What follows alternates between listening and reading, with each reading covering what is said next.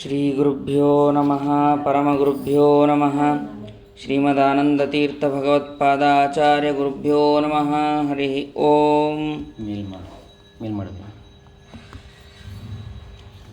ಸೃಷ್ಟಿಸ್ಥಿತ್ಯಪ್ಯೇಹ ನಿಯತಿರ್ಷಿತಮೋ ಬಂಧಮೋಕ್ಷಾಶ್ಚ ಯಸ್ಮಾತ್ ಅಸ್ಯ ಶ್ರೀ ಬ್ರಹ್ಮರುದ್ರ ಪ್ರಭೃತಿಸುರನರದ್ವಿಷಚತುರಾತ್ಮಕಸ್ಯ ವಿಷ್ಣೋರ್ವ್ಯಸ್ತಾಃ ಸಮಸ್ತಾಃ ಸಕಲಗುಣನಿಧಿಃ ಸರ್ವದೋಷೋ ವ್ಯಪೇತಃ ಪೂರ್ಣಾನಂದಾವ್ಯಯೋ ಯೋ ಗುರುರಪಿ ಪರಮಶ್ಚಿಂತಯೇತಂ ಮಹಾಂತಂ.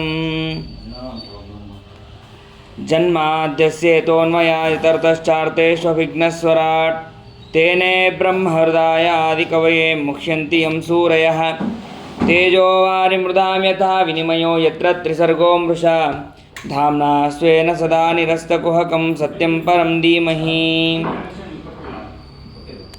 ಯಸ್ಯ ಕಟಾಕ್ಷಮಾತ್ರೇಣ ಬ್ರಹ್ಮರುದ್ರೇಂದ್ರಪೂರ್ವಕಾಃ ಸುರಾ ಸ್ವೀಯಪದಾನ್ಯಾಪುಃ ಸಾ ಲಕ್ಷ್ಮೀರ್ಮೇ ಪ್ರಸೀದತು.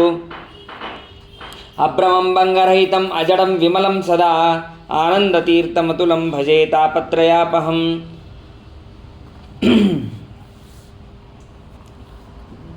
ಭವತಿ ಯದನುಭಾವಾದೇಡಮೂಕೋಪಿ ವಾಗ್ಮಿ ಜಡಮತಿರಪಜಂತರ್ಜಾಯತೆ ಪ್ರಾಜ್ಞಮೌಲಿಃ ಸಕಲವಚನಚೇತೋ ದೇವತಾ ಭಾರತೀ ಸಾ ಮಮೋಚಿಸಿ ನಿದತ್ತಾಂ ಸನ್ನಿಧಿಂ ಮಾನಸೇ ಚ.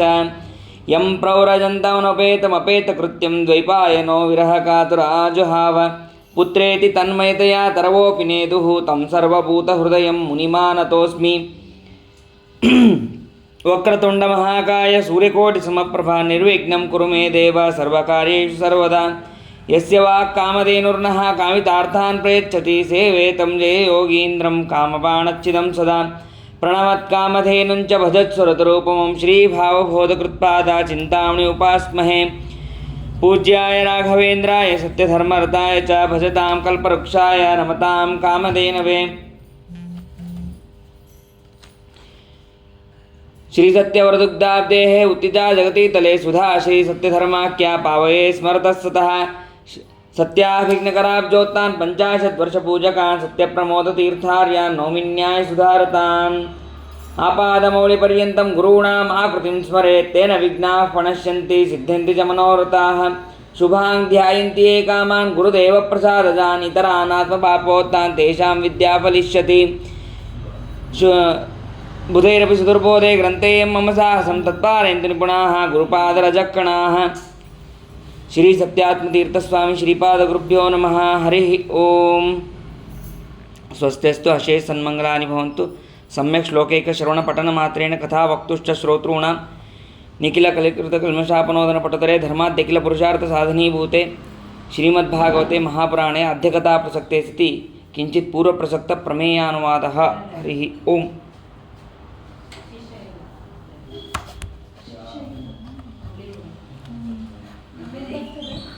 ಏನಾಯ್ತು? ಹಿಂದೆ ನಿನ್ನೆ ದಿನ ಭಗವಂತನ ಅದ್ಭುತವಾದಂತಹ ವಿರಾಟ್ ರೂಪವನ್ನು ಚಿಂತನೆ ಮಾಡ್ತಾ ಆ ವಿರಾಟ್ ರೂಪದಲ್ಲಿ ಭಗವಂತನ ಒಂದೊಂದು ಅವಯವದಲ್ಲಿ ಎಲ್ಲ ದೇವತೆಗಳು ಕೂಡ ಮತ್ತು ಎಲ್ಲ ಲೋಕಗಳು ಕೂಡ ಹುಟ್ಟಿದೆ, ಅಲ್ಲೇ ಅವತಾರವನ್ನು ಕೂಡ ಮಾಡಿದೆ ಅಂತ ಅನ್ನೋದನ್ನೆಲ್ಲವನ್ನು ಕೂಡ ತಿಳಿದ್ವಿ. ಅದಾದ ಮೇಲೆ ಚತುಶ್ಲೋಕಿ ಭಾಗವತ, ಆ ಚತುಶ್ಲೋಕಿ ಭಾಗವತವನ್ನೇ ವಿಸ್ತಾರವಾಗಿ ಭಗವಂತ ಈ ಭಾಗವತವನ್ನು ರಚನೆ ಮಾಡಿದ ಅಂತ ಅನ್ನೋದನ್ನು ನಾವು ತಿಳಿದ್ವಿ. ಈ ಭಾಗವತ ಎರಡು ರೀತಿಯಾಗಿ ಬರುತ್ತೆ ಅಂತಂದರೆ, ಭಗವಂತ ಮೊದಲಿಗೆ ಬ್ರಹ್ಮದೇವರಿಗೆ ಉಪದೇಶ ಮಾಡ್ತಾನೆ. ಬ್ರಹ್ಮದೇವರು ನಾರದರಿಗೆ ಉಪದೇಶವನ್ನು ಮಾಡ್ತಾರೆ. ನಾರದರು ವೇದವ್ಯಾಸದೇವರ ಹತ್ರ ಪ್ರಾರ್ಥನೆ ಮಾಡ್ತಾರೆ. ನಾರದರ ಪ್ರಾರ್ಥನೆ ಆದಮೇಲೆ ವೇದವ್ಯಾಸದೇವರು ರಚನೆ ಮಾಡಿ ಶುಕಾಚಾರ್ಯರಿಗೆ ಉಪದೇಶವನ್ನು ಮಾಡ್ತಾರೆ. ಶುಕಾಚಾರ್ಯರು ಪರೀಕ್ಷಿತ ರಾಜನಿಗೆ ಉಪದೇಶವನ್ನು ಮಾಡ್ತಾರೆ. ಈ ಪರೀಕ್ಷಿತ ರಾಜನಿಗೆ ಉಪದೇಶ ಮಾಡುವಂತಹ ಸಂದರ್ಭದಲ್ಲೇ ಸೂತಾಚಾರ್ಯರು ಕೂಡ ಕೇಳ್ತಾರೆ. ಅವರು ಶೌನಕಾದಿ ಋಷಿಗಳಿಗೆ ಉಪದೇಶವನ್ನು ಮಾಡಿದ್ರು ಅಂತ ಕೇಳಿದ್ವಿ. ಇದೇ ರೀತಿಯಾಗಿ ಇನ್ನೊಂದು ಕ್ರಮವನ್ನು ಹೇಳ್ತಾರೆ. ಇನ್ನೊಂದು ಯಾವುದು ಅಂತಂದರೆ, ಭಗವಂತ ಬ್ರಹ್ಮದೇವರಿಗೆ ಉಪದೇಶ ಮಾಡ್ತಾನೆ. ಬ್ರಹ್ಮದೇವರು ಶೇಷದೇವರಿಗೆ ಉಪದೇಶ ಮಾಡ್ತಾರೆ. ಶೇಷದೇವರು ಶೇಷದೇವರು ಭಾಳ ಇದಾಗತ್ತೇನು? ಆ ಶೇಷದೇವರು ಸಾಂಖ್ಯಾಯನರಿಗೆ ಉಪದೇಶವನ್ನು ಮಾಡ್ತಾರೆ, ಸಾಂಖ್ಯಾಯನರು ಪರಾಶರರಿಗೆ ಉಪದೇಶವನ್ನು ಮಾಡ್ತಾರೆ. ಆಮೇಲೆ ಆ ಪರಾಶರರು ಮೈತ್ರೇಯರಿಗೆ ಉಪದೇಶವನ್ನು ಮಾಡ್ತಾರೆ. ಕೃಷ್ಣನು ಕೂಡ ಮೈತ್ರೇಯರಿಗೆ ಉಪದೇಶ ಮಾಡಿದ್ದಾನೆ, ಆ ಮೈತ್ರೇಯರು ವಿದುರನಿಗೆ ಉಪದೇಶವನ್ನು ಮಾಡ್ತಾರೆ. ಹೀಗೆ ಭಾಗವತದ ಆಗತಿ ಕ್ರಮ ಅಂತ ಅನ್ನೋದನ್ನು ತಿಳಿಸ್ತಾರೆ. ಈ ವಿದುರ ಮೈತ್ರೇಯರ ಸಂವಾದ ಎಲ್ಲಿ ಪ್ರಾರಂಭ ಆಯಿತು? ಆ ಮೈತ್ರೇಯರು ಎಲ್ಲಿದ್ದರು, ವಿದುರ ಎಲ್ಲಿದ್ದ, ಎಲ್ಲಿ ಹೇಗೆ ಅವರಿಗೆ ಸಂಗಮ ಆಯಿತು ಅಂತ ಹೇಳಿ ಪರೀಕ್ಷಿತ ರಾಜ ಪ್ರಶ್ನೆ ಮಾಡಿದಾಗ ಅದಕ್ಕೆ ಶುಕಾಚಾರ್ಯರು ಹೇಳ್ತಾರೆ, ವಿದುರ ತೀರ್ಥಯಾತ್ರೆಗೆ ಹೊರಟನಂತೆ. ಯಾವಾಗ ತೀರ್ಥಯಾತ್ರೆಗೆ ಹೊರಟ ಅಂತಂದರೆ ಅನೇಕ ಕಾರಣಗಳನ್ನು ಕೊಡ್ತಾರೆ. ದುರ್ಯೋಧನ ಯಾವಾಗ ಹುಟ್ಟಿದ್ನಲ್ಲ ಅವಾಗೇ ಅವನು ತೀರ್ಥಯಾತ್ರೆಗೆ ಹೊರಡಬೇಕು ಅಂತ ಸಂಕಲ್ಪ ಮಾಡಿದ್ದಂತೆ. ಅಂದರೆ ಅಷ್ಟು ದುಷ್ಟನಾದವನು ಅವನು. ಅಂಥವನ ಸಹವಾಸದಲ್ಲಿ ಇರೋದು ಬೇಡ ಅಂಥೇಳಿ ತೀರ್ಥಯಾತ್ರೆಗೆ ಹೋಗಬೇಕು ಅಂಥೇಳಿ ನಿಶ್ಚಯ ಮಾಡ್ತಾನೆ. ಮತ್ತು ಕೃಷ್ಣನಿಗೆ ಯಾವಾಗ ದ್ರೋಹವನ್ನು ಮಾಡಿದ್ರೋ ಅವಾಗ ನಿಶ್ಚಿತವಾಗಿ ನಾನು ತೀರ್ಥಯಾತ್ರೆಗೆ ಹೋಗಲೇಬೇಕು ಅಂತನ್ನುವಂಥ ವಿಚಾರವನ್ನು ಮಾಡ್ತಾನೆ. ಆ ಧೃತರಾಷ್ಟ್ರನಿಗೆ ಅನೇಕ ವಿಧವಾದಂತಹ ಮಾತುಗಳನ್ನು ಹೇಳ್ತಾನೆ. ನೀನು ಪಾಂಡವರಿಗೆ ರಾಜ್ಯವನ್ನು ಕೊಡು, ಅವರ ರಾಜ್ಯವನ್ನು ಅವರಿಗೆ ಕೊಟ್ಟುಬಿಡು, ಅಂದರೆ ನೀನು ಸುಖವಾಗಿರ್ತೀಯ, ಇಲ್ಲದೇ ಇದ್ದರೆ ನಿನ್ನ ಮಕ್ಕಳ ಸಮೇತ ನೀನು ಕೂಡ ನಾಶವನ್ನು ಹೊಂತೀಯ ಅಂತ ಎಲ್ಲವನ್ನು ಹೇಳಿದ್ರು ಕೂಡ ಏನು ಹೇಳಿದ್ರು ಕೇಳೋದಿಲ್ಲ. ಆ ಪುತ್ರ ವ್ಯಾಮೋಹದಲ್ಲಿ ಸಿಲುಕಿದಂತಹ ಧೃತರಾಷ್ಟ್ರ ಇವನ ಮಾತನ್ನು ಕೇಳೋದಿಲ್ಲ. ದುರ್ಯೋಧನ ಈ ವಿದುರನಿಗೆ ಬೈತಾನೆ, ಈ ದಾಸಿ ಪುತ್ರನನ್ನು ಇವನ್ಯಾಕೆ ನೀ ಇಲ್ಲಿ ಇಟ್ಕೊಂಡಿದ್ಯಾ, ನೀನು ಇವನ ನೀತಿಯನ್ನು ನಾವ್ಯಾಕೆ ಕೇಳಬೇಕು ಅಂತ ಹೇಳಿ ಬೈತಾನೆ. ಆವಾಗ ಆ ವಿದುರ ಸಿಟ್ಟಿಗೆ ಬಂದು ತಾನು ತನ್ನ ಬಿಲ್ಲು ಬಾಣಗಳನ್ನು ಎಲ್ಲವನ್ನು ಕೂಡ ಹೊಸಲ ಮೇಲೆ ಇಟ್ಟು ಅಲ್ಲಿಂದ ಹೋಗ್ತಾನೆ. ಯಾಕೆ ಹೊಸಲ ಮೇಲೆ ಯಾಕೆ ಇಟ್ಟ, ತೊಗೊಂಡು ಹೋಗ್ಬೋದಾಗಿತ್ತಲ್ಲ ಅಂತಂದರೆ, ನಾ ಪಾಂಡವ ಪಕ್ಷಕ್ಕೆ ಸೇರ್ಕೋತೀನೇನೋ ನೀವು ಅನ್ಕೋಬೋದು, ಅದೂ ಕೂಡ ಇಲ್ಲ, ನಾನು ತೀರ್ಥಯಾತ್ರೆಗೆ ಹೋಗ್ತೀನಿ ಅಂತ ಹೇಳಿ ಅವನು ಬಾಣಗಳನ್ನು ಇಟ್ಟು, ಬಿಲ್ಲು ಬಾಣ ಎಲ್ಲವನ್ನು ಕೂಡ ಇಟ್ಟು ಹೋಗಿದ್ದಾನೆ. ಅದಾದ ಮೇಲೆ ಅಲ್ಲಿ ಅವರು ತೀರ್ಥಯಾತ್ರೆ ಮಾಡಬೇಕಾದ್ರೆ ಯಮುನಾ ತೀರಕ್ಕೆ ಹೋಗಿರ್ತಾರೆ. ಅಲ್ಲಿ ಉದ್ಧವರು ಬರ್ತಾರೆ. ಬಂದ ತಕ್ಷಣ ಅವರಿಗೆ ನಮಸ್ಕಾರವನ್ನು ಮಾಡಿ ಅವರ ಕೇಳ್ತಾರೆ, ಎಲ್ಲರ ಕುಶಲ ಪ್ರಶ್ನೆಗಳನ್ನು ಕೇಳ್ತಾರೆ. ಕೃಷ್ಣ ಹೇಗಿದ್ದಾನೆ, ಮತ್ತು ಬಲರಾಮ ಹೇಗಿದ್ದಾನೆ, ಪಾಂಡವರು ಹೇಗಿದ್ದಾರೆ. ದುರ್ಯೋಧನ ಹೇಗಿದ್ದಾನೆ ಅಲ್ಲ, ದುರ್ಯೋಧನನ ಹೆಸರು ಕೂಡ ತಗೊಳ್ಳೋದಿಲ್ಲ. ಉಳ್ಕಿದವ್ರು ಎಲ್ಲರೂ ಹೆಸರು ತಗೋತಾರೆ.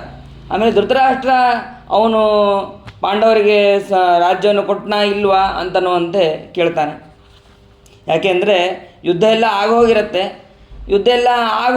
ಆಮೇಲೆ ಉದ್ಧವರು ಬರ್ತಾರೆ. ಆಮೇಲೆ ಉದ್ಧವರು ಕೃಷ್ಣನ ಹೆಸರು ಕೇಳಿದ ತಕ್ಷಣ ಅವರಿಗೆ ತುಂಬ ಕಣ್ಣಲ್ಲಿ ನೀರು ಬಂದ್ಬಿಡುತ್ತೆ.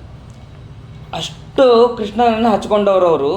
ಯಾಕೆ ಅಂತಂದರೆ ತಾವು 5 ವರ್ಷದ ಬಾಲಕರಾಗಿದ್ದಾಗಲೇ ಅವರ ತಾಯಿ ಕರಿಬೇಕಂತೆ, ಅಡುಗೆ ರೆಡಿಯಾಗಿದೆ ಊಟಕ್ಕೆ ಬಾ ಅಂತಂದು. ಊಟಕ್ಕೆ ಬಾ ಅಂತ ಕರೆದ್ರೆ ಇಲ್ಲ, ನಾನು ಇನ್ನೂ ಕೃಷ್ಣನ ಪೂಜೆ ಆಗಿಲ್ಲ ಅಂತ. ಪಂಚಹಾಯನೋ ಮಾತ್ರ ಪ್ರಾತರಾಶಾಯ ಯಾಚಿತ ನೈಚ್ಛ ತದ್ರಚಯನ್ ಯಸ್ಯ ಸಪರ್ಯಾಂ ಬಾಲಲೀಲೆಯ. 5 ವರ್ಷದಿದ್ದವನಾಗಲೇ ಅವನು ಭಗವಂತನನ್ನು ಅಷ್ಟು ಭಕ್ತಿಯಿಂದ ಪೂಜೆ ಮಾಡ್ತಾ ಇದ್ದಂತೆ. ಅಂತಹ ಉದ್ಧವನಿಗೆ ಒಂದು ಮುಹೂರ್ತ ಕಾಲ ಏನು ಅಂದರೆ ಏನೂ ಕೂಡ ವಿಚಾರವನ್ನು ಮಾಡಲಿಲ್ಲ. ಆ ಸಮಾಧಿ ವ್ಯವಸ್ಥೆಯಲ್ಲಿ ಭಗವಂತನನ್ನು ವಿಶೇಷವಾಗಿ ಧ್ಯಾನವನ್ನು ಮಾಡೋದಕ್ಕೆ ಪ್ರಾರಂಭ ಮಾಡಿದ್ದಾನೆ. ಯಾಕೆಂದರೆ ಎಲ್ಲ ಮರೆತು ಬಿಟ್ಟಿದ್ದಾನೆ. ಇಷ್ಟು ವರ್ಷ ಕೃಷ್ಣ ಪರಮಾತ್ಮನ ಜೊತೆಗೆ ಯಾವಾಗಲೂ ಕೂಡ ಇದ್ದಂತಹ ಉದ್ಧವ ಈಗ ಕೃಷ್ಣ ಇಲ್ಲ ಅಂತ ಅನ್ನೋದನ್ನು ನೆನೆಸ್ಕೊಂಡು, ಅಂದರೆ ಪರಧಾಮಕ್ಕೆ ಹೋಗಿದ್ದಾನೆ ಅಂತ ಅನ್ನೋದನ್ನು ನೆನೆಸ್ಕೊಂಡು ಒಂದು ಮುಹೂರ್ತಗಳ ಕಾಲ ಏನೂ ಕೂಡ ಮಾತಾಡಿಲ್ಲ. ಆಮೇಲೆ ಉದ್ಧವರು ಹೇಳ್ತಾರೆ, ಕೃಷ್ಣನ ಬಾಲಲೀಲೆಯಿಂದ ಹಿಡಿದು ಎಲ್ಲ ರೀತಿಯಾದಂತಹ ಲೀಲೆಯನ್ನು ಅವನು ಯಾದವರಿಗೆ ಬ್ರಾಹ್ಮಣರ ಶಾಪ ಮತ್ತು ಮದುರಾಪಾನ ಮಾಡ್ತಾರೆ, ಅದೆಲ್ಲ ವಿಷಯಗಳನ್ನು ಕೂಡ ವಿದುರನ ಹತ್ರ ಹೇಳ್ತಾನೆ. ಅದಾದ ಮೇಲೆ ಹೌದು, ಮತ್ತು ಯಾದವರ ನಾಶ ಆದರೂ ನೀ ಯಾಕೆ ಇನ್ನೂ ಉಳಿದಿದ್ದೀಯಾ ಅಂತ ಕೇಳಿದ್ರೆ, ಇಲ್ಲ, ನನಗೆ ಉಪದೇಶ ಮಾಡೋದಕ್ಕೆ ಅಂತಲೇ ನನಗೆ ಕಳಿಸಿದ್ದಾನೆ, ಹಾಗಾದರೆ ನನಗೂ ಕೂಡ ಉಪದೇಶ ಮಾಡು. ಇಲ್ಲ, ನಿನಗೆ ಉಪದೇಶ ಮಾಡೋದಕ್ಕೆ ಅಂತಲೇ ಮೈತ್ರೇಯರು ಬರ್ತಾರೆ. ಆ ಮೈತ್ರೇಯರಿಗೆ ಭಗವಂತನೇ ಆಜ್ಞೆ ಮಾಡಿದ್ದಾನೆ, ಕೃಷ್ಣ ಪರಮಾತ್ಮ ಆಜ್ಞೆ ಮಾಡಿದ್ದಾನೆ. ಹಾಗಾಗಿ ಆ ಮೈತ್ರೇಯರು ಬರ್ತಾರೆ. ಮೈತ್ರೇಯರಿಂದ ನೀನು ಸಂವಾದವನ್ನು ಉಪದೇಶವನ್ನು ಪಡೆಯಬಹುದು ಅಂತ ಹೇಳಿ ಹೇಳ್ತಾರೆ. ಅಲ್ಲ, ಉದ್ಧವರು ಕೂಡ ಹೇಳ್ಬೋದಾಗಿತ್ತು, ಅವರಿಗೂ ಉಪದೇಶ ಮಾಡೋದಕ್ಕೆ ತಾನೇ ಹೇಳಿದ್ದು ಭಗವಂತ. ಮತ್ತು ಆದರೂ ಕೂಡ ಉದ್ಧವ ಯಾಕೆ ಉಪದೇಶ ಮಾಡಲಿಲ್ಲ ಅಂತಂದರೆ, ಭಗವಂತನ ಆಜ್ಞೆ ಏನಿದೆ, ನೀನು ಹರಿದ್ವಾರಕ್ಕೆ ಹೋಗು, ಅಲ್ಲಿ ಒಂದು ಗ್ರಾಮ ಇದೆ, ಕಲಾಪ ಅನ್ನುವಂತಹ ಗ್ರಾಮ, ಆ ಗ್ರಾಮದಲ್ಲಿ ನೀನು ಉಪದೇಶವನ್ನು ಮಾಡು ಅಂತ ಭಗವಂತನ ಆಜ್ಞೆ. ಹಾಗಾಗಿ ನಾನು ಅಲ್ಲಿಗೆ ಹೋಗಬೇಕಾಗಿದೆ ಅಂತ ಅನ್ನೋದನ್ನು ಆ ವಿದುರನಿಗೆ ಉದ್ಧವ ತಿಳಿಸಿದ್ದಾನೆ. ಅದಾದ ಮೇಲೆ ಸರಿ ಆಯಿತು ಅಂತ ಹೇಳಿ ಈ ಕಡೆ ಉದ್ಧವರು ಅಲ್ಲಿಂದ ಹೊರಟಿದ್ದಾರೆ. ಇವರು ಆಯಿತು, ಇನ್ನು ಇವರ ದರ್ಶನ ಯಾವಾಗ ಆಗುತ್ತೆ ಅಂತ ಕಾಯ್ತಾ ಅವರು ಕಾಯ್ತಾ ಇದ್ದಾರೆ. ಸರಸ್ವತಿ ನದಿ ತೀರಕ್ಕೆ ಹೋಗಿದ್ದಾರೆ. ಆ ಸರಸ್ವತಿ ನದಿ ತೀರಕ್ಕೆ ಹೋದಾಗ ಅಲ್ಲಿ ಮೈತ್ರೇಯರು ಬಂದಿದ್ದಾರೆ.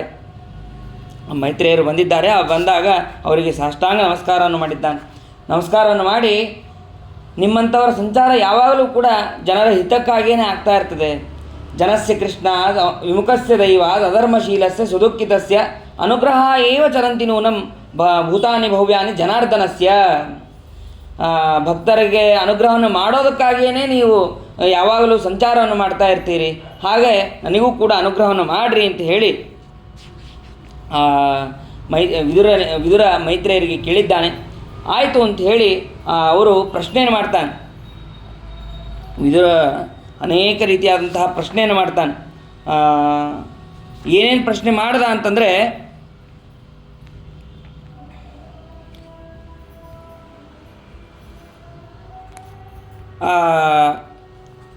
ಭಗವಂತ ಅವನು ಯಾವಾಗಲೂ ನಿರ್ವಿಕಾರ, ಅಂತಹ ನಿರ್ವಿಕಾರನಾದಂತಹ ಭಗವಂತನಿಗೆ ಜಗತ್ಸೃಷ್ಟಿ ಮೊದಲಾದಂತಹ ಕರ್ಮ ಇದು ಹೇಗೆ ಕೂಡತ್ತೆ, ಮತ್ತು ಹರಿ ಯಾವ ಪ್ರಜೇಶ್ವರನ್ನು ಸೃಷ್ಟಿ ಮಾಡಿದ್ದಾನೆ, ಆಮೇಲೆ ನವವಿಧಿ ಸೃಷ್ಟಿ ಮನ್ವಂತರ ಮನುಗಳು ಅವರ ವಂಶಗಳನ್ನು ಪೂರ್ಣವಾಗಿ ವಿವರಿಸಿ ನಮಗೆ ಹೇಳ್ರಿ.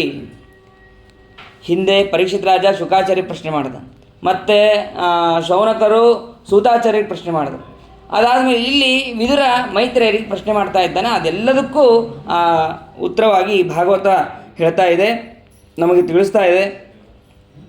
ಆಮೇಲೆ ಮೋಕ್ಷ ಸಾಧನವಾದಂತಹ ಶಾಸ್ತ್ರ ಯಾವುದು, ಅದಕ್ಕೆ ವಿರುದ್ಧವಾದಂತಹ ದುಷ್ಟಶಾಸ್ತ್ರಗಳು ಯಾವುವು, ಮತ್ತು ಬ್ರಾಹ್ಮಣಾದಿ ಕನ್ಯೆಯರನ್ನು ಕ್ಷತ್ರಿಯಾದಿಗಳು ಮದುವೆಯಾದಂತಹ ಸಂಗತಿಯನ್ನು ನನಗೆ ವಿಸ್ತಾರವಾಗಿ ತಿಳಿಸ್ರಿ. ಇದೆಲ್ಲವನ್ನು ವಿದುರ ಮೈತ್ರೇಯರಿಗೆ ಪ್ರಶ್ನೆಯನ್ನು ಮಾಡಿದ್ದಾನೆ. ಅದಾದ ಮೇಲೆ ಅವರು ಆಯಿತು ಅಂಥೇಳಿ ಭಗವಂತನನ್ನು ಸ್ತೋತ್ರ ಮಾಡಿ ಅವರು ಸೃಷ್ಟಿಯ ವರ್ಣನೆಯನ್ನು ಮಾಡೋದಕ್ಕೆ ಪ್ರಾರಂಭ ಮಾಡಿದ್ದಾರೆ. 10 ವಿಧವಾದಂತಹ ಸೃಷ್ಟಿ, ಪ್ರಧಾನವಾದದ್ದು 10 ವಿಧವಾದಂತಹ ಸೃಷ್ಟಿ. ಆ ಭಗವಂತ ಪ್ರಳಯ ಕಾಲದಲ್ಲಿ ಏನು ಮಾಡ್ತಾನೆ ಅಂತಂದರೆ, ಎಲ್ಲ ಶಕ್ತಿಗಳನ್ನು ಅಡಗಿಸಿಕೊಂಡು ತನ್ನ ಉದರದೊಳಗೆ ಹಾಕಿಕೊಂಡು ಮಲಗಿರ್ತಾನೆ. ಆವಾಗ ಸರಿ ಸೃಷ್ಟಿ ಮಾಡಬೇಕು ಅಂತನ್ನುವಂತಹ ವಿಚಾರವನ್ನು ಮಾಡ್ತಾನೆ. ಸೃಷ್ಟಿ ಮಾಡಬೇಕು ಅಂತಂದರೆ ಯಾರಿಂದಲೂ ಕೂಡ ಸಾಧ್ಯ ಇಲ್ಲ, ತಾನೊಬ್ಬನೇ ಸೃಷ್ಟಿ ಮಾಡಬೇಕು. ಭಗವಂತನ ಅನುಗ್ರಹ ಇಲ್ಲದೆ ಯಾರೂ ಕೂಡ ಸೃಷ್ಟಿ ಮಾಡೋಕ್ಕೆ ಸಾಧ್ಯ ಇಲ್ಲ. ಏನು ಮಾಡ್ದ ಅಂತಂದರೆ ವಿಚಾರವನ್ನು ಮಾಡ್ತಾ ಇದ್ದಾನೆ. ಆವಾಗ ಲಕ್ಷ್ಮೀದೇವಿ ಬರ್ತಾಳೆ. ಲಕ್ಷ್ಮೀದೇವಿ ಬಂದು ಪ್ರಾರ್ಥನೆ ಮಾಡ್ತಾಳೆ. ಪ್ರಾರ್ಥನೆ ಮಾಡಿ ಆ ಲೀಲೆಯಿಂದ ರಮಾದೇವಿ ಜೊತೆಗೆ ವಿಹಾರವನ್ನು ಮಾಡ್ತಾನೆ. ಆವಾಗ ಪ್ರಕೃತಿಯಲ್ಲಿ ಪ್ರವೇಶ ಮಾಡಿ ಆ ಪ್ರಕೃತಿಯನ್ನು ವಿಕಾರಗೊಳಿಸ್ತಾನೆ. ಅದರಿಂದ ಸತ್ವ ರಜಸ್ ತಮಸ್ ಅನ್ನುವಂತಹ 3 ಗುಣಗಳು ಅಲ್ಲಿ ಅಭಿವ್ಯಕ್ತ ಆಗುತ್ತೆ. ಆ 3 ಗುಣಗಳಿಂದ ಮಹತ್ವತ್ವವನ್ನು ಸೃಷ್ಟಿ ಮಾಡ್ತಾನೆ. ಇದು ಮೊದಲನೆಯದಾದಂತಹ ಪ್ರಾಕೃತ ಸೃಷ್ಟಿ. ಆ ಅಹಂಕಾರ ತತ್ವ ಸೃಷ್ಟಿ ಇದು 2ನೇದು. ಅದಾದ ಮೇಲೆ 3ನೇದು ಯಾವುದು ಅಂತಂದರೆ ಪಂಚಭೂತಗಳ ಸೃಷ್ಟಿ. 4ನೇದು ಇಂದ್ರಿಯಗಳ ಸೃಷ್ಟಿ. ಅದಾದ ಮೇಲೆ 5ನೇದು ವೈಕಾರಿಕ ದೇವತೆಗಳ ಸೃಷ್ಟಿ. ಅದಾದ ಮೇಲೆ 6ನೇದು ಅವಿದ್ಯೆಯ ಸೃಷ್ಟಿ. ಹೀಗೆ ಭಗವಂತ ಎಲ್ಲವನ್ನು ಸೃಷ್ಟಿ ಮಾಡ್ತಾನೆ. ಆ ಅವಿದ್ಯೆಯಲ್ಲಿ ತಮಸ್ಸು, ಮೋಹ, ಮಹಾಮೋಹ ಮತ್ತು ತಾಮಿಸ್ರ, ಅಂಧತಾಮಿಸ್ರ ಅಂತನ್ನುವಂತಹ 5 ಪ್ರಭೇದಗಳು. ಹೀಗೆ 6 ವಿಧವಾದಂತಹ ಪ್ರಾಕೃತ ಸೃಷ್ಟಿಯನ್ನು ಮಾಡಿ ಅದಾದ ಮೇಲೆ ಆ ಭಗವಂತ ತತ್ವಗಳ ವಿಕಾರದಿಂದ ಬ್ರಹ್ಮಾಂಡವನ್ನು ಸೃಷ್ಟಿ ಮಾಡ್ತಾನೆ. ಆಮೇಲೆ ಇದನ್ನು ವಿಕೃತ ಅಂತ ಕರೀತಾರೆ. ಭಗವಂತ ಬ್ರಹ್ಮಾಂಡದ ಒಳಗೆ ಪ್ರವೇಶ ಮಾಡಿ ಮತ್ತೆ ಒಳಗೆ ಇದ್ದಂತಹ ಅರ್ಧ ನೀರನ್ನು ತಾನು ಪಾನ ಮಾಡ್ತಾನೆ. ಪಾನ ಮಾಡಿ ಶೇಷಶಾಹಿಯಾದಂತಹ ಭಗವಂತ ಮತ್ತೆ ಮಲಗಿಬಿಡ್ತಾನೆ. ಆವಾಗ ತನ್ನ ನಾಭಿಕಮಲದಿಂದ ಬ್ರಹ್ಮದೇವರನ್ನು ಸೃಷ್ಟಿ ಮಾಡ್ತಾನೆ. ಆ ಭಗವಂತನ ಅಪ್ಪಣೆಯಂತೆ ಬ್ರಹ್ಮದೇವರು ತಪಸ್ಸನ್ನು ಮಾಡ್ತಾರೆ. ಮತ್ತೆ ಹಿಂದೆ ಒಮ್ಮೆ ಕೇಳಿದ್ವಿ, ಆ ಭಗವಂತ ನಾಭಿಕಮಲದಿಂದ ಬ್ರಹ್ಮದೇವರು ಹುಟ್ಟಿ ಅಲ್ಲಿ ಮತ್ತೆ ತಪಸ್ಸು ಮಾಡಿದ್ರು ಅಂತ. ಇಲ್ಲೂ ಕೂಡ ನಾಭಿಕಮಲದಿಂದ ಹುಟ್ಟಿ ತಪಸ್ಸನ್ನು ಮಾಡ್ತಾರೆ. ತಪಸ್ಸನ್ನು ಮಾಡಿ ಆ ಭಗವಂತನನ್ನು ಸ್ತೋತ್ರ ಮಾಡ್ತಾರೆ. ಆ ಭಗವಂತನನ್ನು ಸ್ತೋತ್ರ ಮಾಡಿದಾಗ ಅದ್ಭುತವಾದಂತಹ ಸ್ತೋತ್ರ ಈ 3ನೇ ಸ್ಕಂದದ 10ನೇ ಅಧ್ಯಾಯ, ಬಹಳ ಅದ್ಭುತವಾದಂತಹ ಶ್ಲೋಕ ಸ್ತೋತ್ರಗಳಿದೆ. ಅದರಲ್ಲಿ ಕೆಲವು ಪ್ರಾರ್ಥನೆಗಳನ್ನು ಮಾತ್ರ ಅವರು ನಾವು ತಿಳಿಯೋಣ. ಯಾವ ನನಗೆ ಬಹಳ ಭಯ ಆಗ್ತಾ ಇದೆ, ನಿನ್ನ ಈ ರೀತಿಯಾದ ದೊಡ್ಡದಾದಂತಹ ಸೃಷ್ಟಿಯನ್ನು ಮಾಡಬೇಕು, ಈ ಸೃಷ್ಟಿ ಮಾಡುವಂತಹ ಸಂದರ್ಭದಲ್ಲಿ ನನಗೆ ನಿನ್ನ ಸ್ಮರಣೆ ಮರ್ತು ಹೋಗ್ಬಿಡುತ್ತೆ, ಆದರೆ ಇದು ಯಾವುದೋ ಕೂಡ ಆಗದೇ ಇರಲಿ. ಅವರು ಪ್ರಧಾನವಾಗಿ ಬೇಡೋದು ಯಾವುದು ಅಂತಂದರೆ ನನಗೆ ಸೃಷ್ಟಿ ಮಾಡುವಂತಹ ಜ್ಞಾನವನ್ನು ಕೊಡು. ಆಮೇಲೆ ಅಂಗಭೂತನಾದಂತಹ ನನಗೆ ನಿನ್ನ ಜ್ಞಾನ ಯಾವಾಗಲೂ ಕೂಡ ಇರಬೇಕು, ಒಂದು ಕ್ಷಣವೂ ಕೂಡ ಲೋಪ ಆಗಬಾರದು. ಅವರು ಭಗವಂತನನ್ನು ನೋಡೋದಕ್ಕೆ ಒಂದೇ ಮುಖ ಸಾಕಾಗೋದಿಲ್ಲ ಅಂಥೇಳಿ 4 ಮುಖಗಳನ್ನು ಅವರು ಸೃಷ್ಟಿ ಮಾಡ್ಕೊತಾರಂತೆ ಬ್ರಹ್ಮದೇವರು. ಮಾಡಿಕೊಂಡು ಆ 4 ಮುಖಗಳಿಂದ ಭಗವಂತನನ್ನು ಧ್ಯಾನ ಮಾಡೋದು, ಒಂದು ಮುಖದಿಂದ ಸ್ತೋತ್ರ ಮಾಡೋದು, ಇನ್ನೊಂದು ಮುಖದಿಂದ ವೇದಗಳನ್ನು ಹೇಳ್ತಾ ಇರೋದು, ಹೀಗೆ ಆ ಬ್ರಹ್ಮದೇವರು ಮಾಡ್ತಾ ಇರ್ತಾರೆ. ಆಮೇಲೆ ಪಾಪಿಗಳನ್ನು ಸೃಷ್ಟಿ ಮಾಡಬೇಕಾದ್ರೆ ಅದರಲ್ಲಿ ಬೇಕಾದಷ್ಟು ಪಾಪಗಳು ಬರುತ್ತೆ. ಆ ಪಾಪದ ಲೋಪ ನನಗೆ ಆಗಲಿ ಯಾವಾಗಲೂ ಕೂಡ, ಅದರಿಂದ ಬರುವಂತಹ ಪಾಪ ನನಗೆ ನಾಶ ಆಗಲಿ. ಮತ್ತು ವೇದ ವ್ಯಾಖ್ಯಾನಗಳು ಯಾವುದೂ ಕೂಡ ಲೋಪ ಆಗದೇ ಇರಲಿ. ಆಮೇಲೆ ನಾನು ಸೃಷ್ಟಿ ಮಾಡಬೇಕು ಅಂತ ಏನೋ ನೀವು ಹೇಳಿದೆಯಾ, ಅದು ಸುಗಮವಾಗಿ ನಡಿಬೇಕು. ಏನೋ ಸೃಷ್ಟಿ ಮಾಡುವ ತಕ್ಷಣ ಹೆಂಗೆ ಬೇಕೋ ಹಂಗೆ ಸೃಷ್ಟಿ ಮಾಡೋದು, ಅಥವಾ ನಾನು ಸೃಷ್ಟಿ ಮಾಡಿದ ತಕ್ಷಣ ನನಗೆ 10 ಜನ ಬಂದು ಬೈಯೋದು, ಹೀಗಾಗಬಾರ್ದು. ನನಗೆ ಸುಗಮವಾಗಿ ನಡೆಯುವಂತೆ ನೀನು ಅನುಗ್ರಹವನ್ನು ಮಾಡು. ಮತ್ತು ಅದಕ್ಕೆ ಭಗವಂತ ಇಷ್ಟೆಲ್ಲ ಪ್ರಾರ್ಥನೆಯನ್ನು ಮಾಡಿದಂತಹ ಬ್ರಹ್ಮದೇವರಿಗೆ ಹೇಳ್ತಾರಂತೆ, ನೀ ಏನು ವಿಚಾರ ಮಾಡಬೇಡ, ಬರೀ ನಿನಗಷ್ಟೇ ಅಲ್ಲ, ಈ ಸ್ತೋತ್ರವನ್ನು ಯಾರು ಪಠನೆ ಮಾಡ್ತಾರೋ ಶ್ರವಣ ಮಾಡ್ತಾರೋ ಅವರಿಗೂ ಕೂಡ ನಾನು ಅನುಗ್ರಹವನ್ನು ಮಾಡ್ತೀನಿ. ನೀ ಯಾವುದೇ ರೀತಿಯಾದಂತಹ ದುಃಖವನ್ನು ಪಡಬೇಡ. ಈ ಸ್ತೋತ್ರವನ್ನು ಪಠಿಸುವಂತಹ ಯಾರು ಅವರ ವಿಷಯದಲ್ಲೂ ಕೂಡ ನಾನು ಪ್ರೀತನಾಗ್ತೇನೆ. ನನ್ನ ಪ್ರೀತಿಗಾಗಿಯೇ ಕರ್ಮವನ್ನು, ಮೋಕ್ಷಾದಿ ಅಪೇಕ್ಷೆಗಳನ್ನು ವಿಹಿತವಾದದ್ದು, ಮತ್ತು ಭಕ್ತಿಯೇ ಮುಖ್ಯ ಸಾಧನ, ಮತ್ತು ಭೂರಾದಿ ಲೋಕಗಳನ್ನು ಮೊದಲಿನಂತೆ ನೀನು ಸೃಷ್ಟಿಯನ್ನು ಮಾಡು ಅಂತ ಹೇಳಿ ಆ ಬ್ರಹ್ಮದೇವರಿಗೆ ಭಗವಂತ ಹೇಳ್ತಾನೆ. ಅದಾದ ಮೇಲೆ ಹೇಳ್ತಾರೆ, ಅತ್ಯಸ್ಮಿನ್ ಸ್ಥೇ ವರ್ಷೀಯಾನ್ ಮದನುಗ್ರಹ, ನಿನಗೆ ಯಾವಾಗಲೂ ಕೂಡ ನನ್ನ ಅನುಗ್ರಹ ಇದ್ದೇ ಇರುತ್ತೆ, ಹಾಗಾಗಿ ನೀನು ವಿಚಾರವನ್ನೇ ಮಾಡಬೇಡ ಅಂತ ಹೇಳಿ ಆ ಬ್ರಹ್ಮದೇವರಿಗೆ ಹೇಳ್ತಾರೆ. ಇಷ್ಟು ಹೇಳಿದ ಮೇಲೆ ಮತ್ತೆ ತಪಸ್ಸನ್ನು ಮಾಡ್ತಾರೆ. ಭಗವಂತನ ಆಜ್ಞೆ ಆದ ಮೇಲೆ ಸೃಷ್ಟಿ ಮಾಡೋದಕ್ಕೆ ಮತ್ತೆ ತಪಸ್ಸನ್ನು ಮಾಡ್ತಾರೆ. ಸೃಷ್ಟಿಯನ್ನು ಮಾಡೋದಕ್ಕೆ ತಪಸ್ಸನ್ನು ಮಾಡಿ ಅವರು ಮುಂದೆ ಸೃಷ್ಟಿಯನ್ನು ಮಾಡ್ತಾರೆ. ಆ ವೈಕೃತ ಸೃಷ್ಟಿಯಲ್ಲಿ 3 ವಿಧ. ಹಿಂದೆ ಪ್ರಾಕೃತ ಸೃಷ್ಟಿ 6 ವಿಧ ಅಂತ ಹೇಳಿತ್ತು. ಅದನ್ನು ಮುಂದುವರೆಸಿ ಇದು 7ನೇ ಸೃಷ್ಟಿ ಯಾವುದು, ವೈಕೃತ ಸೃಷ್ಟಿ. ಆ ವೈಕೃತ ಸೃಷ್ಟಿ ಸಸ್ಯಗಳ ಸೃಷ್ಟಿ. ಅದರಲ್ಲಿ 6 ವಿಧ. ಯಾವುದ್ಯಾವುದು ಅಂತಂದರೆ ವನಸ್ಪತಿ, ಓಷಧಿ, ಲತಾ, ತ್ವಕ್ಸಾರ, ದ್ರುಮ, ಮತ್ತು ಹೀಗೆ ಅದು ವೀರುತ ಮತ್ತು ತ್ವಕ್ಸಾರ, ದ್ರುಮ ಅಂತ ಹೀಗೆ 6. ಆಮೇಲೆ 8ನೇ ಸೃಷ್ಟಿ ಯಾವುದು ಅಂತಂದರೆ ಪ್ರಾಣಿಗಳ ಸೃಷ್ಟಿ. ಅದರಲ್ಲಿ 4 ವಿಧ. ದ್ವಿಷಪ ಅಂದರೆ 2 ಗೊರಸಿನ ಗೋವು, ಎಮ್ಮೆ ಮೊದಲಾದದ್ದು, ಮತ್ತು ಏಕಶಪ ಒಂಟಿ ಗೊರಸಿನ ಕತ್ತೆ, ಕುದುರೆ ಮೊದಲಾದದ್ದು, ಪಂಚನಕ 5 ಉಗುರಿನ ಕಪಿ, ಸಿಂಹ ಮೊದಲಾದದ್ದು, ಮತ್ತು ಪಕ್ಷಿಗಳು, ಹಂಸ, ನವಿಲು ಇವೇ ಮೊದಲಾದದ್ದು. 9ನೇದದ್ದು ಮನುಷ್ಯ ಸೃಷ್ಟಿ. ಅದು ಒಂದೇ ವಿಧವಾಗಿದೆ, ಅದರಲ್ಲಿ ಪ್ರಭೇದ ಅಂತ ಅನ್ನೋದಿಲ್ಲ. 10ನೇದದ್ದು ಯಾವುದು ಅಂತಂದರೆ ದೇವ ಸೃಷ್ಟಿ. ಅದು 8 ವಿಧ.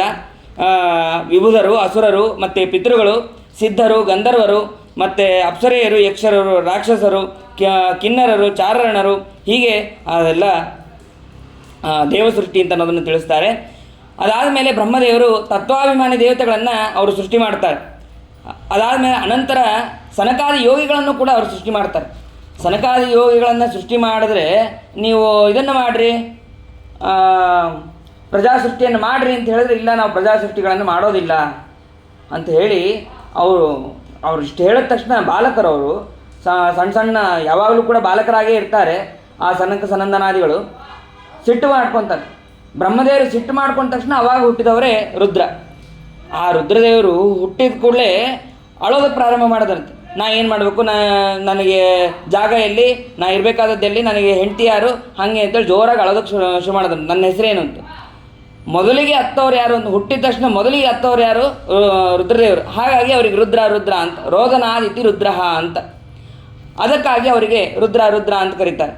ಎಲ್ಲ ನಾವು ಕೂಡ ಹತ್ತಿವಲ್ರಿ ಅಂತಂದರೆ ನಾವು ಹತ್ತಿರೋದು ಬೇರೆ, ಆದರೆ ಅವ್ರು ಮೊದಲು ಹತ್ತಿದ್ದು ಅವರು ಅಂತ ಅನ್ನೋದಕ್ಕಾಗಿ ಅವರಿಗೆ ರುದ್ರ ಅಂತ ಕರೀತಾರೆ. ಅದಾದ ಮೇಲೆ ಅವರಿಗೆ ವಿರೂಪಾಕ್ಷ ಮೊದಲಾದಂತಹ 11 ಹೆಸರನ್ನು ಕೊಡ್ತಾರೆ. ಹೃದಯ ಮೊದಲಾದಂತಹ 11 ಸ್ಥಾನಗಳನ್ನು ಕೊಡ್ತಾರೆ. ಮತ್ತು ಉಮಾ ಮೊದಲಾದಂತಹ 11 ಜನ ಪತ್ನಿಯರನ್ನು ಕೂಡ ಕೊಡ್ತಾರೆ. ಆಯಿತು, ಸೃಷ್ಟಿ ಮಾಡು ಅಂತ ಹೇಳಿ ಅವರಿಗೆ ಅಪ್ಪಣೆ ಮಾಡ್ತಾರೆ. ಅಪ್ಪಣೆ ಮಾಡಿದ ತಕ್ಷಣ ಅವರು ಸೃಷ್ಟಿ ಮಾಡು ಅಂತಂದರೆ ಭೂತಗಳ ಸೃಷ್ಟಿಯನ್ನು ಮಾಡೋದಕ್ಕೆ ಶುರು ಮಾಡಿದ್ರು. ಏನು ಎಂತೆಂಥ ಭೂತಗಳು ಅಂತಿದೆಯೋ ಅದೆಲ್ಲ ಭೂತಗಳನ್ನು ಅವರೇ ಸೃಷ್ಟಿ ಮಾಡಿದ್ದು, ರುದ್ರದೇವರೇ ಸೃಷ್ಟಿ ಮಾಡ್ತಾರೆ. ಆಯ್ತಪ್ಪ ಸಾಕು, ನೀನು ಸೃಷ್ಟಿ ಮಾಡೋದು ಬೇಡ ಅಂಥೇಳಿ ಅವರು ನೀನು ತಪಸ್ಸು ಮಾಡು ಸಾಕು ಅಂಥೇಳಿ ಬ್ರಹ್ಮದೇವರು ಅಪ್ಪಣೆ ಮಾಡ್ತಾರೆ. ಸರಿ, ಹಾಗಾದರೆ ಏನು ಮಾಡಬೇಕು? ಜಗತ್ತು ಇನ್ನೂ ಪೂರ್ಣವಾಗಿ ಬೆಳಿಬೇಕು ಅಂದರೆ ಏನು ಮಾಡಬೇಕು ಅಂತೇಳಿ ತಮ್ಮ ಒಂದೊಂದು ಅವಯವದಿಂದ ಒಬ್ಬೊಬ್ಬ ಋಷಿಗಳನ್ನು ಅವರು ಸೃಷ್ಟಿ ಮಾಡ್ತಾ ಹೋಗ್ತಾರೆ. ಮತ್ತು ಮರೀಚಿ, ಅತ್ರಿ, ಪುಲಹ, ಪುಲಸ್ತ್ಯ, ಕರ್ತು, ಮತ್ತು ವಸಿಷ್ಠ, ಅಂಗಿರಸ, ಭೃಗು, ದಕ್ಷ, ಹೀಗೆ 9 ಜನ ಪ್ರಜಾಪತಿಗಳನ್ನು ಸೃಷ್ಟಿ ಮಾಡ್ತಾರೆ. 10ನೇದವರು ನಾರದರನ್ನು ಕೂಡ ತೊಡೆಯಿಂದ ಸೃಷ್ಟಿ ಮಾಡ್ತಾರೆ. ಇದಾದ ಮೇಲೆ ತಮ್ಮ ಮುಖದಿಂದ 4 ಮುಖಗಳಿಂದ 4 ವರ್ಣ ಮತ್ತು 4 ಆಶ್ರಮಗಳನ್ನು, ಮತ್ತು ಪ್ರತಿಯೊಂದು ಆಶ್ರಮದಲ್ಲೂ ಕೂಡ 4 ರೀತಿಯಾದಂತಹ ಭೇದಗಳು, 4 ವೇದ, 4 ಉಪವೇದ, ಮತ್ತು ಪ್ರಣವ, 3 ವ್ಯಾವೃತ್ತಿಗಳು, ಮತ್ತು 8 ಕರ್ತಗಳು, ಹೀಗೆ ಎಲ್ಲವನ್ನು ಕೂಡ ಅವರು ಸೃಷ್ಟಿ ಮಾಡ್ತಾರೆ. ಶಸ್ತ್ರ, ಯುಜ್ಯ, ಪ್ರಾಯಶ್ಚಿತ್ತ, ಸ್ತುತಿಸ್ತೋಮ ಅಂತನ್ನುವಂತಹ ಮಂತ್ರ ವಿಶೇಷಗಳು ಅದನ್ನು ಕೂಡ ಅವರು ಸೃಷ್ಟಿ ಮಾಡ್ತಾರೆ. ಮತ್ತು 4 ಮುಖಗಳಿಂದ ಸೇರಿಸಿ ಇತಿಹಾಸ, ಪುರಾಣಗಳನ್ನು ಕೂಡ ಅವರು ಸೃಷ್ಟಿ ಮಾಡ್ತಾರೆ. ಹೀಗೆ ಎಲ್ಲ ರೀತಿಯಾದಂತಹ ಸೃಷ್ಟಿಯನ್ನು ಮಾಡಿದ್ರೂ ಕೂಡ ಅವರಿಗೆ ಏನೋ ಸಮಾಧಾನ ಆಗ್ತಾ ಇಲ್ಲ. ಇನ್ನೂ ಬೆಳಿಬೇಕಾಗಿದೆ, ಜಗತ್ತು ಪೂರ್ಣವಾಗಿ ಆವರಿಸಬೇಕಾಗಿದೆ, ಏನು ಮಾಡಬೇಕು ಗೊತ್ತಾಗ್ತಾ ಇಲ್ಲ. ಆವಾಗ ತಮ್ಮ ದೇಹವನ್ನು 2 ಭಾಗವನ್ನು ಮಾಡಿದ್ದಾರೆ. 2 ಭಾಗವನ್ನು ಮಾಡಿದಾಗ ಆವಾಗ ಅಲ್ಲಿ ಸ್ತ್ರೀ ರೂಪ ಒಂದು, ಪುರುಷ ರೂಪ ಒಂದು ಅಂತ ಹೇಳಿ 2 ರೂಪ ಅಲ್ಲಿ ಅಭಿವ್ಯಕ್ತ ಆಗಿದೆ. ಅವನೇ ಸ್ವಯಂಭುವಮನು ಮತ್ತು ಶತರೂಪ ಅಂತನ್ನುವಂಥ ಇಬ್ಬರು ಅಲ್ಲಿ ಹುಟ್ಟಿದ್ದಾರೆ. ಆವಾಗ ನೋಡ್ರಿ, ಸ್ವಯಂಭೂ ಅಂತಂದರೆ ಬ್ರಹ್ಮದೇವರು, ಸ್ವ ಅಂತಂದರೆ ಭಗವಂತ. ಮೊನ್ನೆ ತಾನೇ ತಿಳಿದ್ವಿ. ಆ ಭಗವಂತನಿಂದ ಹುಟ್ಟಿದವರು ಯಾರು? ಬ್ರಹ್ಮದೇವರು, ಸ್ವಯಂಭೂ. ಆ ಸ್ವಯಂಭುವಿನಿಂದ ಹುಟ್ಟಿದವನು ಸ್ವಯಂಭುವ ಮನು. ಆದ್ದರಿಂದ ಮೊದಲಿಗೆ ನಾವೆಲ್ಲರೂ ಕೂಡ ಮಾನವರಾಗಿದ್ದೀವಿ ಅಂತ ಅನ್ನೋದಕ್ಕೆ ಕಾರಣ ಯಾರು ಅಂತಂದರೆ ಆ ಸ್ವಯಂಭುವ ಮನು. ಅಂತಹ ಸ್ವಯಂಭುವ ಮನು ಅವನು 10ನೇ ಕಕ್ಷದಲ್ಲಿ ಬರ್ತಾನೆ, ಶ್ರೇಷ್ಠನಾದಂತಹ ದೇವತೆ. ಮಡದಿ ಕೂಡ 12ನೇ ಕಕ್ಷದಲ್ಲಿ ಬರ್ತಾಳೆ, ಶತರೂಪ. ಹಾಗೆ ತಿಳಿಸ್ತಾರೆ. ಸ್ವಯಂಭೂಮನು ಕೂಡ ಅಲ್ಲಿ ಅವತಾರ ಮಾಡಿದ. ಮತ್ತು ಏನು ಮಾಡಬೇಕು? ಆಜ್ಞೆ ಮಾಡಿರಿ, ಇಲ್ಲ ಸೃಷ್ಟಿಯನ್ನು ಮಾಡಬೇಕು, ಜಾಗನೇ ಇಲ್ಲ, ಎಲ್ಲಿ ಇರಬೇಕು, ನಾವು ಎಲ್ಲಿದ್ದು ಸೃಷ್ಟಿಯನ್ನು ಮಾಡಬೇಕು? ಭೂಮಿ ಇದೆಯಲ್ಲ, ಇಲ್ಲ ಭೂಮಿ ಮುಳುಗು ಹೋಗಿದೆ. ಸರಿ ಆಯಿತು ಅಂತ ಹೇಳಿ ಭಗವಂತನನ್ನು ಸ್ಮರಣೆ ಮಾಡ್ತಾರಂತೆ. ಸ್ಮರಣೆ ಮಾಡಿದ ತಕ್ಷಣ ಅಲ್ಲಿ ಭಗವಂತ ಇಷ್ಟು ವರಾಹ ರೂಪದ ಇಷ್ಟೇ ಅಂದರೆ ಇಷ್ಟೇ ಇರ್ತದೆ. ಆ ಮೂಗಿನ ಹೊರಳೆಯಿಂದ ಆ ಭಗವಂತ ಬರ್ತಾನೆ. ಬಂದಿದ್ದೇ ತಡ ಅದು ಇನ್ನು ನೋಡೋ ಪುರುಸೊತ್ತಿಲ್ಲ, ದೊಡ್ಡದಾಗಿ ಬೆಳೆಯೋದು. ಎಷ್ಟು ದೊಡ್ಡದ ಅಂತಂದರೆ ಆ ಬ್ರಹ್ಮದೇವರು ಹಿಂಗೆ ನೋಡ್ತಾರಂತೆ, ಅಷ್ಟು ದೊಡ್ಡದಾಗಿ ಬೆಳಿತಾನಂತೆ ವರಾಹ. ತಕ್ಷಣದಲ್ಲೇ ಸ್ತೋತ್ರವನ್ನು ಮಾಡ್ತಾರೆ. ಜಿತಂ ಜಿತಂತೆ ಜಿತ ಯಜ್ಞ ಭಾವನ ತ್ರಯೀತನುಂ ಸ್ವಾಂ ಪರಿಧುನ್ವತೆ ನಮಃ. ಎಲ್ಲೋಮ ಗರ್ತೇಶು ನಿರಿಲ್ಲಿರಬ್ಧೇಯ ತಸ್ಮೈ ನಮಃ ಕಾರಣ ಸೂಕರಾಯತೆ. ಆ ವರಾಹದೇವರನ್ನು ಸ್ತೋತ್ರ ಮಾಡ್ತಾರೆ. ಸ್ತೋತ್ರ ಮಾಡಿದಾಗ ಆ ಭಗವಂತನ ಒಂದೊಂದು ರೋಮಗಳಿಂದನೇ ಈ ದರ್ಭೆ ಮೊದಲಾದಂತಹ ಇದು ನಾವೇನು ಯಜ್ಞಕ್ಕೆ ಬಳಸ್ತೀವಲ್ಲ ಅದೆಲ್ಲವೂ ಕೂಡ ಅವರಿಂದನೇ ಹುಟ್ಟಿದ್ದು, ವರಾಹದೇವರಿಂದನೇ ಹುಟ್ಟಿದ್ದು. ಅಂತಹ ವರಾಹದೇವರನ್ನು ಸ್ತೋತ್ರ ಮಾಡ್ತಾರೆ. ಸ್ತೋತ್ರ ಮಾಡಿದ ಮೇಲೆ ಸರಿ ಆಯಿತು ಅಂತ ಹೇಳಿ ಮೊದಲಿಗೆ ಮುಳುಗಿದ್ದಂತಹ ಗರ್ಭೋದಕದಲ್ಲಿ ಮುಳುಗಿದಂತಹ ಭೂಮಿಯನ್ನು ತಂದು ಮೇಲೆ ಇಡ್ತಾರೆ. ಆವಾಗ ಹಿರಣ್ಯಾಕ್ಷ ಒಬ್ಬನು ಬರ್ತಾನೆ. ಹಿರಣ್ಯಾಕ್ಷನನ್ನು ಅವರು ಎದುರಿಗೆ ಬರ್ತಾನೆ, ಅವ ಬಂದ ತಕ್ಷಣ ಅವನನ್ನು ಸಂಹಾರ ಮಾಡಿಬಿಡ್ತಾರೆ. ಇನ್ನೊಬ್ಬ ಹಿರಣ್ಯಾಕ್ಷನ ಕೂಡ ಬರ್ತಾನೆ, ಅವನನ್ನು ಕೂಡ ಸಂಹಾರ ಮಾಡ್ತಾನೆ ಅಂತ ಹೇಳಿ ಇಷ್ಟು ವಿಷಯವನ್ನು ತಿಳಿಸ್ಬಿಡ್ತಾರೆ. ಆ ಹಿರಣ್ಯಾಕ್ಷ ಯಾರು, ಇಬ್ಬಿಬ್ಬರು ಹಿರಣ್ಯಾಕ್ಷ ಅಂತ ಹೇಳಿದ್ರಿ, ಯಾರವರು ಅಂತ ಪ್ರಶ್ನೆ ಮಾಡಿದಾಗ ಅದಕ್ಕೆ ಹೇಳ್ತಾರೆ, ಒಬ್ಬ ಬ್ರಹ್ಮದೇವರಿಂದನೇ ಹುಟ್ಟಿರ್ತಾನೆ ಆದಿ ಹಿರಣ್ಯಾಕ್ಷ ಅಂತ. ಅವನು ಅಸುರನೇ, ಆದರೆ ವರಾಹದೇವರು ಹೋಗಿ ಭೂಮಿಯನ್ನು ತರಬೇಕಾದ್ರೆ ಅಡ್ಡ ಬಂದು ತೊಂದರೆ ಕೊಟ್ಟಿರ್ತಾನೆ. ಹಾಗಾಗಿ ಅವನನ್ನು ತಮ್ಮ ಕೋರೆ ಹಲ್ಲಿನಿಂದ ಸಂಹಾರ ಮಾಡ್ತಾರೆ. ಇನ್ನೊಬ್ಬ ಹಿರಣ್ಯಾಕ್ಷ ಯಾರು ಅಂತಂದರೆ ಅವನು ದಿತಿ ಮತ್ತು ಹಾಗೂ ಕಶ್ಯಪರ ಮಗ. ಅವರ ಜನನ ಹೇಗಾಯಿತು ಅದನ್ನೆಲ್ಲವನ್ನು ಕೂಡ ನಮಗೆ ಹೇಳ್ರಿ ಅಂತಂದಾಗ ಅದಕ್ಕೆ ಹೇಳ್ತಾರೆ, ಒಮ್ಮೆ ದಿತಿದೇವಿ ಕಶ್ಯಪರ ಹತ್ರ ಹೋಗಿ ಕೇಳ್ತಾಳೆ, ಇಲ್ಲ ನನಗೆ ಸಂಘ ಆಗಬೇಕಾಗಿದೆ ಈಗ. ಅದಕ್ಕೆ ಕಶ್ಯಪರು ಹೇಳ್ತಾರೆ, ಈಗ ಯೋಗ್ಯ ಕಾಲ ಅಲ್ಲ, ಹಾಗಾಗಿ ಸಂಘ ಮಾಡೋದು ಉಚಿತ ಅಲ್ಲ ಅಂತ ಹೇಳ್ತಾರೆ. ಇಲ್ಲ ನನಗೆ ಬೇಕೇ ಬೇಕು, ಈಗ ಆಗಲೇಬೇಕಾಗಿದೆ ಅಂತ ಹೇಳಿ ಬಹಳ ಒತ್ತಾಯ ಮಾಡ್ತಾರೆ. ಒತ್ತಾಯ ಮಾಡಿದಾಗ ಅದಕ್ಕೆ ಕಶ್ಯಪರು ಆಯಿತು ಭಗವಂತನ ಇಚ್ಛೆ ಅಂತ ಹೇಳಿ ಆ ದಿತಿಯ ಜೊತೆ ಸಂಘವನ್ನು ಮಾಡ್ತಾರೆ. ಸಂಘವನ್ನು ಮಾಡಿದ ಮೇಲೆ ಹೇಳ್ತಾರೆ, ಒಂದು ನನ್ನ ಮಾತನ್ನು ಉಲ್ಲಂಘನೆ ಮಾಡಿದ್ದೆ, ಇನ್ನೊಂದು ಸಾಯಂಕಾಲದ ಹೊತ್ತಲ್ಲಿ ಸಂಘವನ್ನು ಮಾಡಬಾರ್ದು, ಆವಾಗ ನೀ ಸಂಘವನ್ನು ಮಾಡಿದ್ದೆ, ಮತ್ತು ಅಪ್ರಾಯತ್ಯಾದ ಆತ್ಮನಸ್ತೆ ದೋಷಾನ್ ಮುಹೂರ್ತಿಕಾದುತ ಮನ್ನಿರ್ದೇಶಾದಿ ಅತಿಚಾರೇಣ ದೇವಾನಾಂಚೇವ ಹೇಳನಾಥ್. ಈ ನಾನು ಎಷ್ಟು ಹೇಳಿದ್ರು ನೀನು ಕೇಳಿಲ್ಲ ಅನ್ನೋದು ಒಂದು. ಆಮೇಲೆ ನೀನು ಸಹನವನ್ನು ಮಾಡಬೇಕಾಗಿತ್ತು, ಎಷ್ಟೇ ಕಾಮಾರ್ಥಳಾಗಿದ್ದರೂ ಕೂಡ ನೀನು ಸಹನವನ್ನು ಮಾಡಬೇಕಾಗಿತ್ತು. ಆ ಸಂಜೆಯ ಮುಹೂರ್ತದಲ್ಲಿ ಸಂಘವನ್ನು ಮಾಡಬಾರ್ದು ಅಂತ ಎಷ್ಟು ಹೇಳಿದ್ರು ಕೂಡ ಕೇಳಿಲ್ಲ. ನಿರ್ದೇಶಾಧಿಚಾರೇಣ ನನ್ನ ಆಜ್ಞೆಯನ್ನು ಉಲ್ಲಂಘನೆ ಮಾಡಿದೆ. ಮತ್ತು ಅಷ್ಟೇ ಅಲ್ಲ, ಆ ಸಮಯದಲ್ಲಿ ದೇವತೆಗಳೆಲ್ಲರೂ ಕೂಡ ಓಡಾಡ್ತಾ ಇರ್ತಾರೆ, ವಿಶೇಷವಾಗಿ ರುದ್ರದೇವರು ಓಡಾಡ್ತಾ ಇರ್ತಾರೆ. ಅಂತಹ ರುದ್ರದೇವರು ಓಡಾಡುವಂತಹ ಸಂದರ್ಭದಲ್ಲಿ ನೀನು ಸಂಘ ವಹಿಸಿದ್ದು ತಪ್ಪು. ಹಾಗಾಗಿ ಈ 4 ದೋಷಗಳಿರೋದಕ್ಕೆ ನಿನ್ನಲ್ಲಿ ಘೋರರಾದಂತಹ ಅಸುರರು ಹುಡ್ತಾರೆ ನಿನ್ನಲ್ಲಿ ಅಂತ ಶಾಪ ಕೊಡ್ತಾರೆ.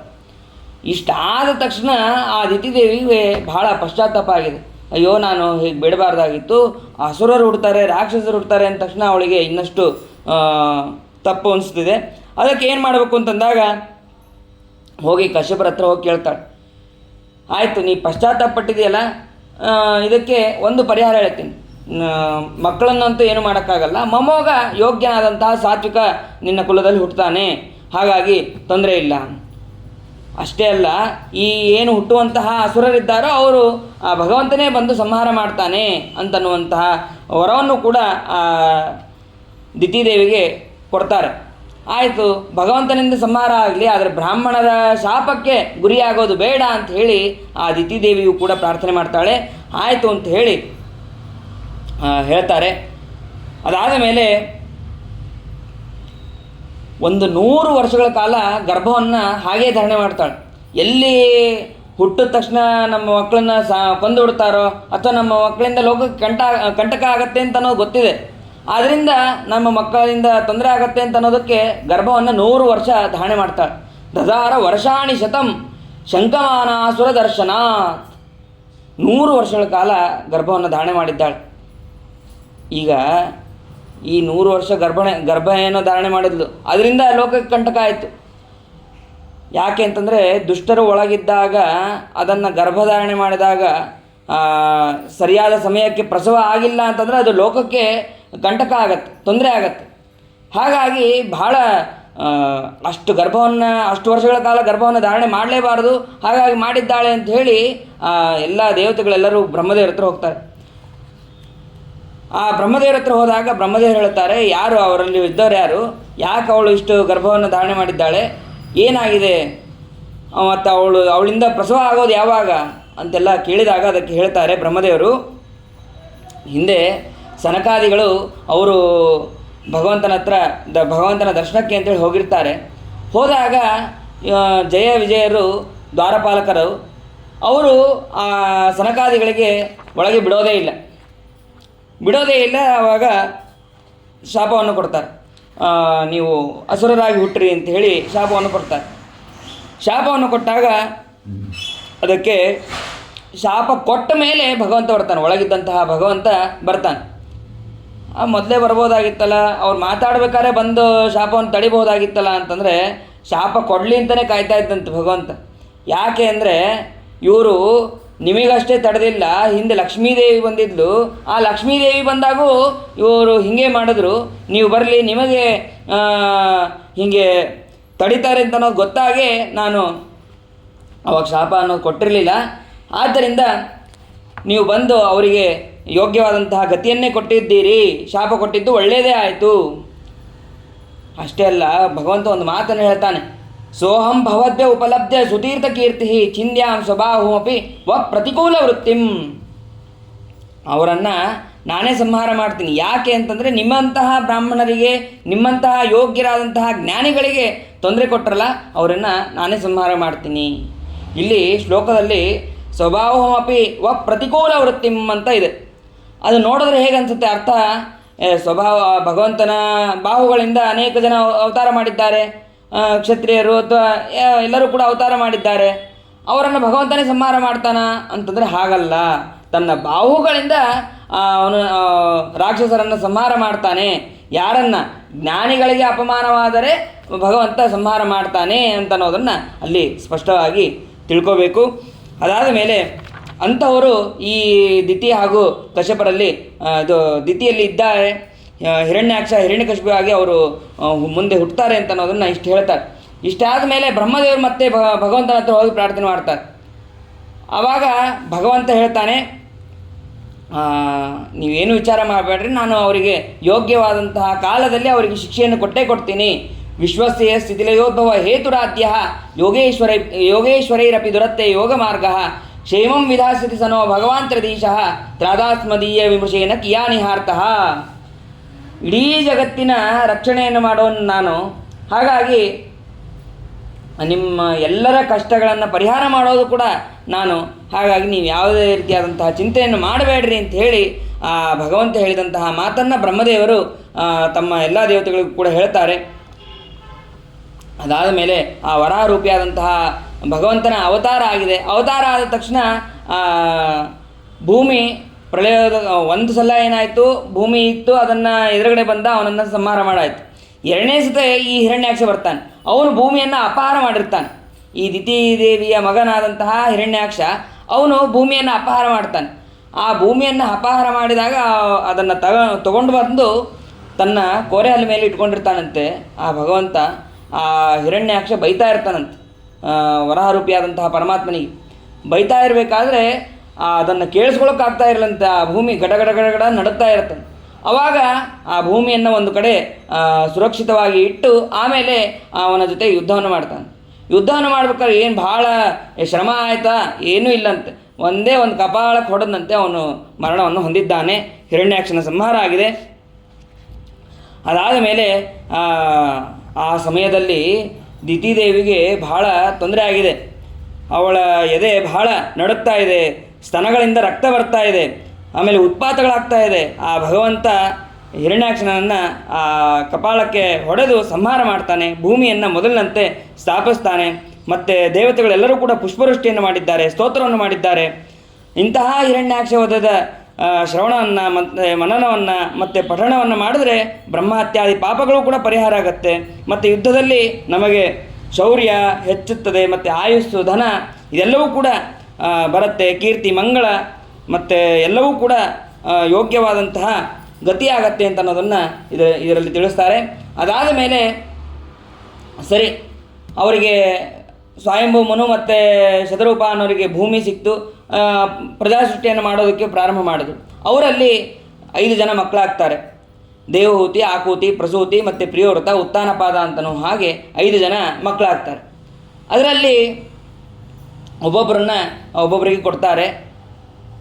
ಆಕೂತಿಯನ್ನು ರುಚಿ ಪ್ರಜಾಪತಿಗೆ ಕೊಡ್ತಾರೆ, ಪ್ರಸೂತಿಯನ್ನು ದಕ್ಷ ಪ್ರಜಾಪತಿಗೆ ಕೊಡ್ತಾರೆ. ದೇವಹೂತಿಯನ್ನು ಯಾರಿಗೆ ಕೊಡಬೇಕು ಅಂತ ವಿಚಾರ ಮಾಡ್ತಾ ಇರ್ತಾರೆ. ಆವಾಗ ಬ್ರಹ್ಮದೇವರ ಹತ್ರ ಹೋಗಿ ಕೇಳ್ತಾರೆ, ಇಲ್ಲ ಕರ್ದಮ ಋಷಿಗಳು ಅಂತಿದ್ದಾರೆ, ಅವರಿಗೆ ನೀವು ಕೊಡಬೇಕು ಅಂತ ಹೇಳಿ ಬ್ರಹ್ಮದೇವರು ಆಜ್ಞೆ ಮಾಡ್ತಾರೆ. ಸರಿ, ಅದಾದ ಮೇಲೆ ಈ ಕಡೆ ಕರ್ದಮ ಋಷಿಗಳು ಅವರು ಕೂಡ ಬ್ರಹ್ಮದೇವರ ಪುತ್ರರೇ. ಆ ಕರ್ದಮ ಋಷಿಗಳು ತಪಸ್ಸನ್ನು ಮಾಡ್ತಾ ಇರ್ತಾರಂತೆ, ಘೋರವಾದಂತಹ ತಪಸ್ಸು. ಯಾಕೆ? ಕೇವಲ ಯೋಗ್ಯವಾದಂತಹ ಕನ್ಯೆ ಸಿಗೋದಕ್ಕಾಗಿ ತಪಸ್ಸನ್ನು ಮಾಡ್ತಾ ಇರ್ತಾರೆ. ನಾವೆಲ್ಲ ಯೋಗ್ಯ ಕನ್ಯೆ ಸಿಗೋದಕ್ಕೆ ಅಂತ ತಪಸ್ಸಲ್ಲ, ಏನೂ ಕೂಡ ವಿಚಾರವನ್ನು ಮಾಡ್ತಾ ಇರೋದಿಲ್ಲ. ಅಂತಹದ್ದು ಆ ಋಷಿಗಳು ತಪಸ್ಸನ್ನು ಮಾಡ್ತಾ ಇರ್ತಾರೆ. 10,000 ವರ್ಷ ತಪಸ್ಸನ್ನು ಮಾಡಿದ್ದಾರೆ ಭಗವಂತನನ್ನು ಕುರಿತು. ಆವಾಗ ಭಗವಂತ ದರ್ಶನವನ್ನು ಕೊಟ್ಟಿದ್ದಾನೆ. ದರ್ಶನ ಕೊಟ್ಟರೆ ಆ ಭಗವಂತನಿಗೆ ಆನಂದ ಆಗಿದೆ. ಆನಂದದಿಂದ ಬಾಷ್ಪವನ್ನು ಸುರಿಸಿದ್ದಾನೆ, ಆನಂದ ಬಾಷ್ಪ. ಆ ಸುರಿಸಿದ ನೀರೇ ಬಿಂದುಸರ ಅಂತನ್ನುವಂತಹ ತೀರ್ಥ ಆಗಿದೆ. ಇವತ್ತಿಗೂ ಕೂಡ ಅದನ್ನು ನಾವು ನೋಡಬಹುದು. ಅದಾದ ಮೇಲೆ ಭಗವಂತನ ಹತ್ರ ಪ್ರಾರ್ಥನೆ ಮಾಡ್ತಾರಂತೆ, ಸ್ತೋತ್ರ ಮಾಡಿ ಪ್ರಾರ್ಥನೆ ಮಾಡ್ತಾರೆ. ನಾನು ಇದು ಬೇಡವನಲ್ಲ, ಇದು ನನ್ನ ಬೇಡೋ ವೃತ್ತಿಯೂ ಅಲ್ಲ, ಆದರೆ ನಿನ್ನ ಆಜ್ಞೆ ಸೃಷ್ಟಿ ಮಾಡಬೇಕು ಅಂತ ಅನ್ನೋದು ನಿನ್ನ ಆಜ್ಞೆ ಇದೆ. ಹಾಗಾಗಿ ನಾನು ಇದನ್ನು ಬೇಡ್ತಾ ಇದ್ದೇನೆ, ಅಂದರೆ ಯೋಗ್ಯವಾದಂತಹ ಕನ್ಯೆಯನ್ನು ಬೇಡಬೇಕು, ಅದನ್ನು ಬೇಡ್ತಾ ಇದ್ದೇನೆ. ಹಾಗಾಗಿ ಅನುಗ್ರಹವನ್ನು ಮಾಡು ಅಂತ ಹೇಳಿ ಆ ಶುಕ್ಲನಾಮಕನಾದಂತಹ ಭಗವಂತನಿಗೆ ಪ್ರಾರ್ಥನೆ ಮಾಡ್ತಾರೆ. ಪ್ರಾರ್ಥನೆ ಮಾಡಿದಾಗ ಅದಕ್ಕೆ ಭಗವಂತ ಹೇಳ್ತಾನೆ, ನೀನು ಏನು ವಿಚಾರ ಮಾಡಬೇಡ, ನಾಳೆ ದಿನ ಸ್ವಯಂಭುವನು ತನ್ನ ಮಗಳನ್ನು ಕರೆದುಕೊಂಡು ಬರ್ತಾನೆ. ಮಗಳನ್ನು ಕರೆದುಕೊಂಡು ಬಂದು ನಿನಗೆ ಕೊಟ್ಟು ಮದುವೆಯನ್ನು ಮಾಡ್ತಾನೆ. ಅವಳಲ್ಲಿ ನಾನು ಅವತಾರವನ್ನು ಕೂಡ ಮಾಡ್ತೀನಿ ಅಂತ ಹೇಳಿ ಭಗವಂತ ಇಷ್ಟು ಅನುಗ್ರಹವನ್ನು ಮಾಡ್ತಾನೆ. ಮಾಡಿದ ಮೇಲೆ ಆಯಿತು ಸರಿ ಅಂತ ಹೇಳಿ ಆ ಭಗವಂತನ ಆಜ್ಞೆ ಅಂತ ತಿಳಿದು ಅವರು ಇರ್ತಾರೆ. ಮಾರನೇ ದಿನ ಭಗವಂತ ಹೇಳಿದ ಹಾಗೇ ಸ್ವಯಂಭವನು ಶತರೂಪ ದೇವಹೂತಿ. ಮದುವೆ ಅಂತಂದರೆ ನಾವೆಲ್ಲ ಒಂದು ಬಸ್ ತೊಗೊಂಡು ಹೋಗೋದು ಅಥವಾ ಒಂದು ಲಾರಿಗಟ್ಟಲೆ ಹೋಗೋದು, ಹೀಗೆಲ್ಲ ಏನೇನೋ ಇರ್ತದೆ. ಏನಂದ್ರೆ ಏನೂ ಇಲ್ಲ. ಇಬ್ಬರೇ ಗಂಡ ಹೆಂಡತಿ ಅವ್ರ ಮಗಳು 3 ಜನ ಹೋಗ್ತಾರೆ. ಹೋಗಿ ಮದುವೆ ಮಾಡಿಕೊಡ್ತಾರೆ. ಮದುವೆ ಮಾಡಿಕೊಟ್ಟು ಮತ್ತು ಅಲ್ಲೂ ಏನು ವೈಭವದಿಂದನ ಏನೂ ಇಲ್ಲ. ಅಲ್ಲೇ ಯೋಗ್ಯವಾದಂತಹ ಮುಹೂರ್ತ ಅದೆಲ್ಲವೂ ಕೂಡ ಯೋಗ್ಯವಾಗೇ ಇರುತ್ತೆ. ಅಂತಹ ಸಮಯದಲ್ಲಿ ಮದುವೆಯನ್ನು ಮಾಡಿಕೊಟ್ಟು ಅಲ್ಲಿಂದ ಮತ್ತೆ ಮರಳಿ ಬಂದೇ ಬಿಡ್ತಾರೆ. ಅಲ್ಲೇ ಸ್ವಲ್ಪ ದಿವಸ ಇರಬೇಕು, ಮಾಡಬೇಕು, ಏನು ಅಂದರೆ ಏನೂ ಇಲ್ಲ. ಅಲ್ಲಿಂದ ವಾಪಸ್ ಬರ್ತಾನೆ. ಅದಾದ ಮೇಲೆ ಮತ್ತೆ ಅವನು ಬರಬೇಕಾದ್ರೆ ಅವನು ಸ್ವಯಂಭವನು ಇಡೀ 14 ಲೋಕಗಳಿಗೂ ಕೂಡ ಅವನು ರಾಜ ಇದ್ದ ಹಾಗೆ. ಅವನು ನೋಡ್ಬೇಕಾದ್ರೆ ಬರ್ತಾ ಎಲ್ಲರನ್ನೂ ನೋಡ್ಕೊಂಬರ್ತಾನಂತೆ. ರಾಜ್ಯದಲ್ಲಿ ಎಲ್ಲರೂ ಕೂಡ ಕ್ಷೇಮವಾಗಿದ್ದಾರಾ, ಎಲ್ಲ ಕಡೆ ಸುಖವಾಗಿದ್ದಾರಾ ಅಂತ ಅನ್ನೋದನ್ನು ನೋಡ್ಕೊಂಡು ಬರ್ತಾನಂತೆ. ಈ ಕಡೆ ಕರೆದ ಋಷಿಗಳು ಮತ್ತೆ ಮದುವೆ ಆಯಿತು. ಮದುವೆ ಆದಮೇಲೆ ಮತ್ತೆ ತಪಸ್ಸನ್ನು ಪ್ರಾರಂಭ ಮಾಡೋದು. ಮತ್ತೆ 1,000 ವರ್ಷ ತಪಸ್ಸನ್ನು ಮಾಡಿದ್ದಾರೆ. ತಪಸ್ಸನ್ನು ಮಾಡಿದರೆ ಮದುವೆ ಆಗಿದೆ, ಅವಳ ಜೊತೆ ಮಾತಾಡಬೇಕು, ಇದೇನು ವಿಚಾರಣೆ ಮಾಡಿಲ್ಲ. ಮತ್ತೆ ತಪಸ್ಸನ್ನು ಮಾಡಿದ್ದಾರೆ. ಯಾಕೆ? ಮತ್ತೆ ಮುಂದೆ ಮಕ್ಕಳಾಗೋದ್ರ ಸಲುವಾಗಿ ತಪಸ್ಸನ್ನು ಮಾಡಿದ್ದಾರೆ. ಅದಾದ ಮೇಲೆ ಸರಿ, ತಪಸ್ಸನ್ನು ಆದಮೇಲೆ ಒಂದು ಸತಿ ನೋಡ್ತಾರೆ, ಓ ಮದುವೆ ಆಗಿದೆಯಲ್ಲ, ಹಾಗಾದರೆ ಏನು ಬೇಕು ನಿನಗೆ? ಅವಳು ಲಜ್ಜೆಯಿಂದ ಕಾಲನ್ನು ನೆಲಕ್ಕೆ ಕರಿತಾ ಇರ್ತಾಳಂತೆ. ಅವರಿಗೆ ಅವಳ ಮನೋಭಿಪ್ರಾಯ ಗೊತ್ತಾದ ತಕ್ಷಣ ಆ ಸರೋವರದಲ್ಲಿ ಸ್ನಾನ ಮಾಡು ಅಂತ ಹೇಳಿದ್ದಾರೆ. ಸ್ನಾನ ಮಾಡು ಅಂತ ಹೇಳಿದ ತಕ್ಷಣ ಇಬ್ಬರೂ ಕೂಡ ಸ್ನಾನವನ್ನು ಮಾಡಿದ್ದಾರೆ. ಸ್ನಾನ ಮಾಡಿದ ತಕ್ಷಣ 1,000 ದಾಸದಾಸಿಯರು ಅಲ್ಲಿ ಬಂದಿದ್ದಾರೆ. ಮತ್ತು ಇವಳ ಸೇವಕಿಯರು ಎಲ್ಲರೂ ಕೂಡ ಅಲ್ಲಿ ಬಂದಿದ್ದಾರೆ. ಅದಾದ ಮೇಲೆ 9 ಅಂತಸ್ತಿನ ವಿಮಾನ, ಅದರಲ್ಲಿ 9 ರೂಪವನ್ನು ಈ ಕರ್ದಮ ಪ್ರಜಾಪತಿಗಳು ಹಾಗೂ ಇವಳು ದೇವಹೂತಿ ಇಬ್ಬರೂ ಕೂಡ 9 ರೂಪವನ್ನು ತಾಳಿ ಅವರು ಅಲ್ಲಿ ವಿಹಾರವನ್ನು ಮಾಡಿದ್ದಾರೆ. 9 ಹೆಣ್ಣು ಮಕ್ಕಳು ಆಗಿದ್ದಾರೆ. ಆ 9 ಅಂತಸ್ತಿನ ವಿಮಾನದಿಂದ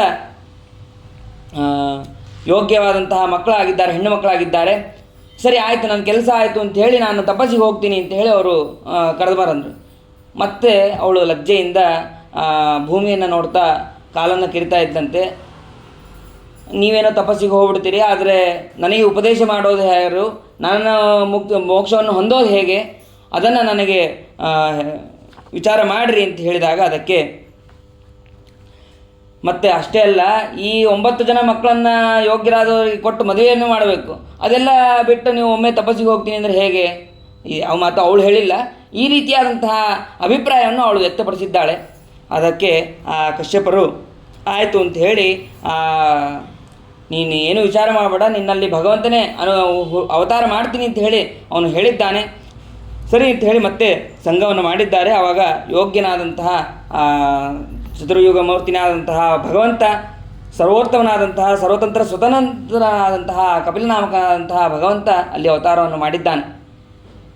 ಆ ಕಪಿಲರೂಪಿ ಭಗವಂತ ಅವತಾರ ಮಾಡಿದ ತಕ್ಷಣ ಆ ಕಪಿಲ ಋಷಿಗೆ ಪ್ರದಕ್ಷಿಣೆ ನಮಸ್ಕಾರವನ್ನು ಮಾಡಿ ಆಯ್ತಪ್ಪ ನನ್ನ ಕೆಲಸ ಆಯಿತು, ನಾನು ಹೊರಗ್ತೀನಿ ಅಂತ ಹೇಳಿ ಅವರು ಹೊರಟಿದ್ದಾರೆ. ಈ 9 ಜನ ಮಕ್ಕಳನ್ನು ಒಬ್ಬೊಬ್ಬರನ್ನು ಕೊಟ್ಟು ಮದುವೆಯನ್ನು ಮಾಡಿದ್ದಾರೆ. ಮರೀಚಿ ಋಷಿಗಳಿಗೆ ಕಲಾ ಮತ್ತು ಅನುಸೂಯಾಳನ್ನು ಅತ್ರಿ ಋಷಿಗಳಿಗೆ, ಮತ್ತು ಶ್ರದ್ಧಾಳನ್ನು ಅಂಗಿರಸ ಋಷಿಗಳಿಗೆ, ಮತ್ತು ಪುಲಸ್ತರಿಗೆ ಹವಿ ಅಂತನ್ನೋಳನ್ನು, ಹೀಗೆ ಎಲ್ಲರನ್ನೂ ಕೂಡ ಕೊಟ್ಟು ಮದುವೆಯನ್ನು ಮಾಡಿದ್ದಾರೆ. ಪುಲಹ ಋಷಿಗಳಿಗೆ ಗತಿ ಅಂತನ್ನೋಳನ್ನು ಕೊಟ್ಟಿದ್ದಾರೆ. ಆಮೇಲೆ ಖ್ಯಾತಿ ಅಂತನ್ನೋಳನ್ನು ಭೃಗುಗಳಿಗೆ ಕೊಟ್ಟಿದ್ದಾರೆ. ಮತ್ತು ಅರುಂಧತಿಯನ್ನು ವಸಿಷ್ಠ ಋಷಿಗಳಿಗೆ ಕೊಟ್ಟಿದ್ದಾರೆ. ಹೀಗೆ ಎಲ್ಲರನ್ನೂ ಕೂಡ ಕೊಟ್ಟು ಮದುವೆಯನ್ನು ಮಾಡಿದ್ದಾರೆ. ಅದಾದ ಮೇಲೆ ಕಪಿಲನಾಮಕ ಭಗವಂತ ಅಲ್ಲಿ ಅವತಾರವನ್ನು ಮಾಡಿದ್ದಾನೆ. ಅವತಾರವನ್ನು ಮಾಡಿದ ತಕ್ಷಣ ಆ ದೇವತೆಗಳೆಲ್ಲರೂ ಕೂಡ ಪುಷ್ಪವೃಷ್ಟಿಯನ್ನು ಮಾಡಿದ್ದಾರೆ. ಆ ಕರ್ದಮರು ನನ್ನ ಕಾರ್ಯವಾದದ್ದು ಯಾವುದು, ಭಗವಂತನೇ ಇದ್ದಾನೆ ಪಕ್ಕದಲ್ಲೇ, ಆ ಭಗವಂತನ ಹತ್ರನೇ ಕೊಡ್ಬೋದಾಗಿತ್ತಲ್ಲ ಧ್ಯಾನಕ್ಕೆ ಅಂತಂದರೆ ಇಲ್ಲ. ಅವರಿಗೆ ಯೋಗ್ಯವಾದಂತಹ ಕರ್ಮ ಯಾವುದು, ತಪಸ್ಸು ಮಾಡೋದು. ಅದಕ್ಕಾಗಿ ಆ ಕರ್ದಮ ಪ್ರಜಾಪತಿಗಳು ಅವರು ಹೋಗಿದ್ದಾರೆ. ಸರಿ ಆಯಿತು ಅಂತ ಹೇಳಿ ಆ ಕಪಿಲನಾಮಕ ಭಗವಂತ ಧ್ಯಾನ ಮಾಡ್ತಾ ಕೂತಿರ್ತಾನೆ. ಆವಾಗ ಆ ದೇವಹೂತಿ ಬಂದು ಪ್ರಾರ್ಥನೆ ಮಾಡ್ತಾಳೆ. ಪ್ರಾರ್ಥನೆ ಮಾಡಿದಾಗ, ನಾನು 1000 ವರ್ಷ ಆಯಿತು ಇದೇ ದೇಹದಲ್ಲೇ ಇದ್ದೇನೆ, ಮತ್ತು ನಿರ್ವಿಣ್ಣಾತಿತರಾಂ ಭೂಮನ್ ಅಸದಿಂದ್ರೇನ್ ತರ್ಪಣಾತ್ ಏನ ಸಂಭಾವ್ಯಮಾನೇನ ಪ್ರಪನ್ನಾಂಧತಮ ಪ್ರಭೋ. ಆಮೇಲೆ ತ್ವಾಂ ಗತಾಹಂ ಶರಣ್ಯಂ ಸ್ವಭೃತ್ಯ ಸಂಸಾರಗತೋ ಕುಟಾರಂ ಜಿಜ್ಞಾಸಯ ಪ್ರಕೃತೆ ಪುರುಷಸ್ಯ ನಮಾಮಿ ಸದ್ಧರ್ಮ ವಿಧಾಂ ವರಿಷ್ಠಂ. ನನಗೆ ಭಕ್ತಿಯನ್ನು ಉಪದೇಶ ಮಾಡು, ಈ ಸಂಸಾರದಿಂದ ಮುಕ್ತಿಯನ್ನು ಹೊಂದೋದು ಹೇಗೆ ಅದೆಲ್ಲವನ್ನು ಕೂಡ ನನಗೆ ಉಪದೇಶವನ್ನು ಮಾಡು ಅಂತ ಅವಳು ವಿಸ್ತಾರವಾಗಿ ಕೇಳಿದಾಗ ಅದಕ್ಕೆ ಭಗವಂತ ಉಪದೇಶವನ್ನು ಮಾಡ್ತಾನೆ. ಮೊದಲಿಗೆ ಭಗವಂತ ಹೇಳೋದು ಏನು ಅಂತಂದರೆ, ಭಕ್ತಿಯ ಲಕ್ಷಣವನ್ನು ಮತ್ತು ಸಜ್ಜನರ ಲಕ್ಷಣವನ್ನು ಹೇಳ್ತಾನೆ. ತಿದಿಕ್ಷವಃ ಕಾರುಣಿಕಾಃ ಸುಹೃದ ಸರ್ವದೇಹಿನಾಂ ಅಜಾತ ಶತ್ರವಶಾಂತ ಸಾಧವ ಸಾಧುಭೂಷಣಾಃ ಮೈ ಅನನ್ಯೇನ ಭಾವೇನ ಭಕ್ತಿಂ ಕುರ್ವಂತಿ ಯೇ ದೃಢಾಂ ಮತ್ಕೃತೆ ತ್ಯಕ್ತಕರ್ಮಾಣಃ ತ್ಯಕ್ತ ಸ್ವಜನ ಬಾಂಧವಾಃ. ತಿತಿಕ್ಷವಃ, ಯಾವುದೇ ರೀತಿಯಾದಂತಹ ಇನ್ನೊಬ್ಬರ ಮೇಲೆ ನಮಗೆ ಇದಿರಬಾರ್ದು.